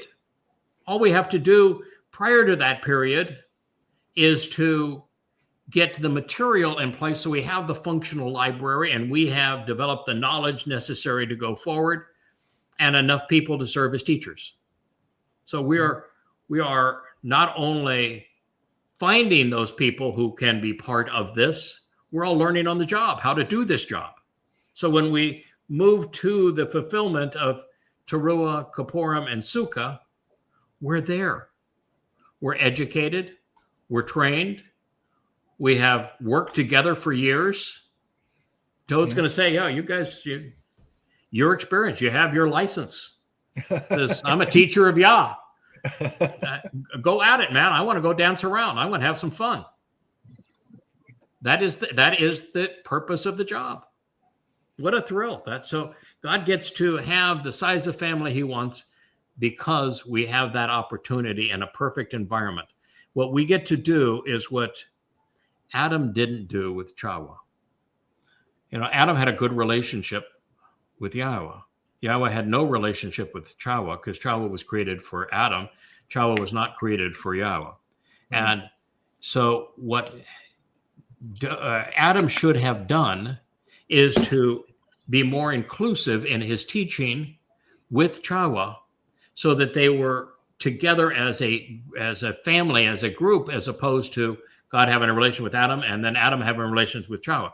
So as we go through this process, we're going to have that opportunity to have a comprehensive relationship all together and to be effective teachers to everyone who's involved and to encourage them then to go to work so that those who are going to become covenant engage. We get a chance to see how they contribute. So this is our future. This is what we're doing. This is what we're training for. And I'm actually convinced that since that 1,000 years is mostly comprised of mortals, that the earth is going to, they're going to be mortals where they need the kind of infrastructure that's necessary to support life and all that sort of thing. And that while we will have the capacity to go in and out of a physical nature, that while we're communicating with them and teaching them, it would be appropriate for us to do as God has done. God has chosen to communicate through humans, to humans. And so while we're teaching them, I think we're going to be flesh and blood. Mm-hmm. And then we'll have our vacations where we can go out and explore the universe as spiritual beings. But while we're on this job, we're going to be flesh and blood here with them, communicating at the same level. And there is every reason that since we're now accustomed to using this format, lights, cameras, microphones, creating the Yahowah blog, wouldn't this be the best way to disseminate that information? Sure. And we're practiced at it, and we're going to get better at it. Yeah, and better equipment too. We're better equipment, pretty cool equipment. Yeah, we have some really cool equipment now, and we're getting better and better at working together and putting together an educational program in this regard. And I think that is precisely what God, not only putting together the library that gets us off to a good start, because we're going to want a week or two of vacation when this is all over. So when we begin the new transition, we're going to want a little vacation, which we got a nice library that we'll have. And then we can go at it. And I think this is going to be the tool we're going to use. Wow. So we're going to be working together doing this while we also have fun together.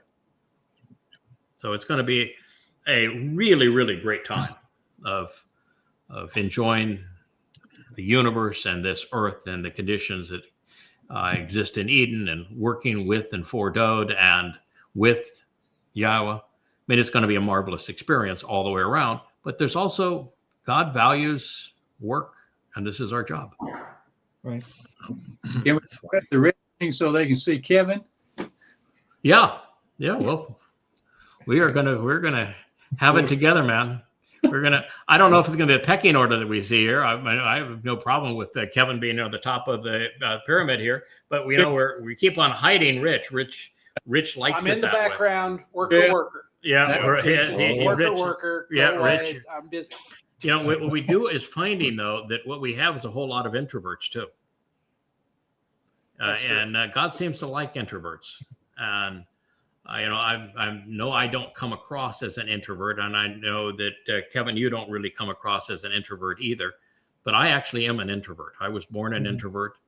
I just decided early in life as a young man that I didn't like being an introvert because the extroverts had all the pretty girls, and they were, and I didn't. And so I said, I'm going to resolve this, and I'm going to become an extrovert. And I transitioned to one, but I'm a natural introvert too. So we're all going to enjoy our rich time behind the scenes too, from time to time, and take a step back and be out of the spotlight and just enjoying being together in small groups. I think that's the thing that Yahowah is looking forward to. It's small groups. Yeah. One-on-one, one on two or three, going off to, when we go off and explore a different galaxy or even this galaxy. I think what he's looking forward to doing is doing it with a very small group of us, an intimate setting. I think Yahowah's an introvert, and I think he's attracting people who are somewhat introverted as well. He does not like it's obvious God does not like big crowds. But field trips with Yahowah are going to be imagine. off the charts. Yeah, imagine the field trips. Oh, yeah.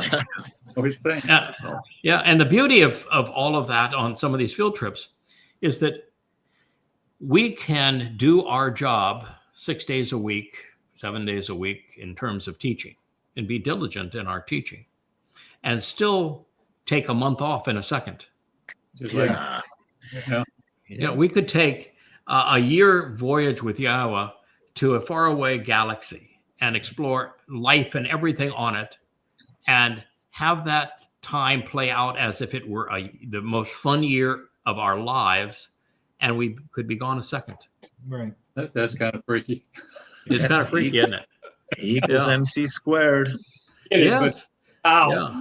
Yeah. Well, on light, on a photon of light, time simply is. Oh, I get it. All time exists simultaneously. So you will be able to maneuver in time, and therefore we'll be able to experience things where time moves at a pace that we're comfortable with. We can slow time or speed it up, and when you're dealing with an infinite amount of time, it really doesn't matter how much time you spend doing anything, does it? No. Yeah. You have no less time to spend, no matter how much time you have spent. And you don't run out of time. Right. But the only way of already done. And what you've already done it's kind of, what you're doing is kind of already done. Yes. And the beauty of it is that it's never going to be boring, because we will never be unemployed. Yeah. Even once that final remnant after the 1,000 years is either all covenant or gone, or whatever God's disposition is at that time, once we've judged all the people that need to be judged and we've taken care of all the business, even in eternity off the planet, we're going to continue to work. Mm-hmm. God values work. He wants us to accomplish something. It is what makes for an interesting relationship. It's what causes God to be infinite. You know that God can't be infinite unless he grows. You're right. I understand. Yes. Yeah. Infinity is impossible without growth. Mm-hmm. And when you are God and can know and do anything, the only way you can grow is through relationships like this. So we actually contribute something of value. We're going to be tremendously valued by God. Wow. And it's just a marvelous thing that we're in. Well, we've gone even 15 minutes past our hour, 2 hours. So it's been a fun family hour though, hasn't it? Great show. Yeah. I've enjoyed this, and I was the moment that I went to Dabarim 12 because my concern was, these people are they right? And I haven't translated that thing in 10 years. Did I miss something somehow? I mean, they didn't have a criticism. It was an ad hominem attack. But I thought I had translated it accurate, so I knew I had to go back to it, because you never want to pretend that you had all the answers, because we're always growing and always learning. So I said, oh, well, okay, I'll just go back to it. And when I went there and said, well, now I've got to translate this whole thing, because I never cheat God. I'm not going to jump in at the end. I'm going to go right from the beginning, because who knows what we might learn. And then you run up, and the first thing is annihilate the mother goddesses. That's why you never pull a Paul and take the verse out of context. Wow. At that point, I'm saying, okay, God, I know what we're going to be doing a show on. As soon as we finish this Antichrist series, I know what we're doing. Yeah. Well, that was a little Natan from Yah for you, Greg. What a thrill. Yeah, because, when this thing burst up again, and there's so many personal attacks on my wife, and they're so revolting. And then all the personal assaults on me, and their degradation of Yada Yahowah, and the sites that they have put up just to degrade both of us and all of us. You go to Yahowah and say, come on, I mean, this job is hard enough already. I don't need this personal aggravation. God, we need to do something here. This is, you're dealing with a human, and there's only so much a human can endure. So, God, I'm just coming to you, and I'm going to lay it on the line here. You got to have an answer for this one. Otherwise, we're going to be in trouble, because it's one thing to be attacked from the outside. It's another thing to be constantly abused from the inside at the same time when the job is this tough. So what's your answer, God? It was a Mike Tyson, George Foreman first round knockout punch. Yep. And that's what he said. Okay, how do you like this one, kid? Did I do okay on that one? Did I pass your test? I almost hear God say, my God, you said I needed to do something. How was this? Yeah. Boom. Amazing. I did. Yeah, I think so. Okay. Yes. Score one for God. Yeah. Okay. And that's why it's fun to do this. It really is. And every week there's another one like this. Almost sometimes every day. All right, fellas. Happy Shabbat to one and all. A pleasure to be together. Rich, thank you for being behind the scenes there, doing your thing. You are so happy when the lights aren't on you. That's right. Aren't you? You are. I had to promise Rich today that I wouldn't pester him with oh my God, don't ask Rich a question. No, we had a bull on fire all afternoon. Yeah. So it was don't do that to me. Okay, so here we go. Well, my pleasure, folks, to be able to do this with you. Happy Shabbat. May Yah bless one and all. Good night. Good night. Much love. Oh, yeah. Shalom.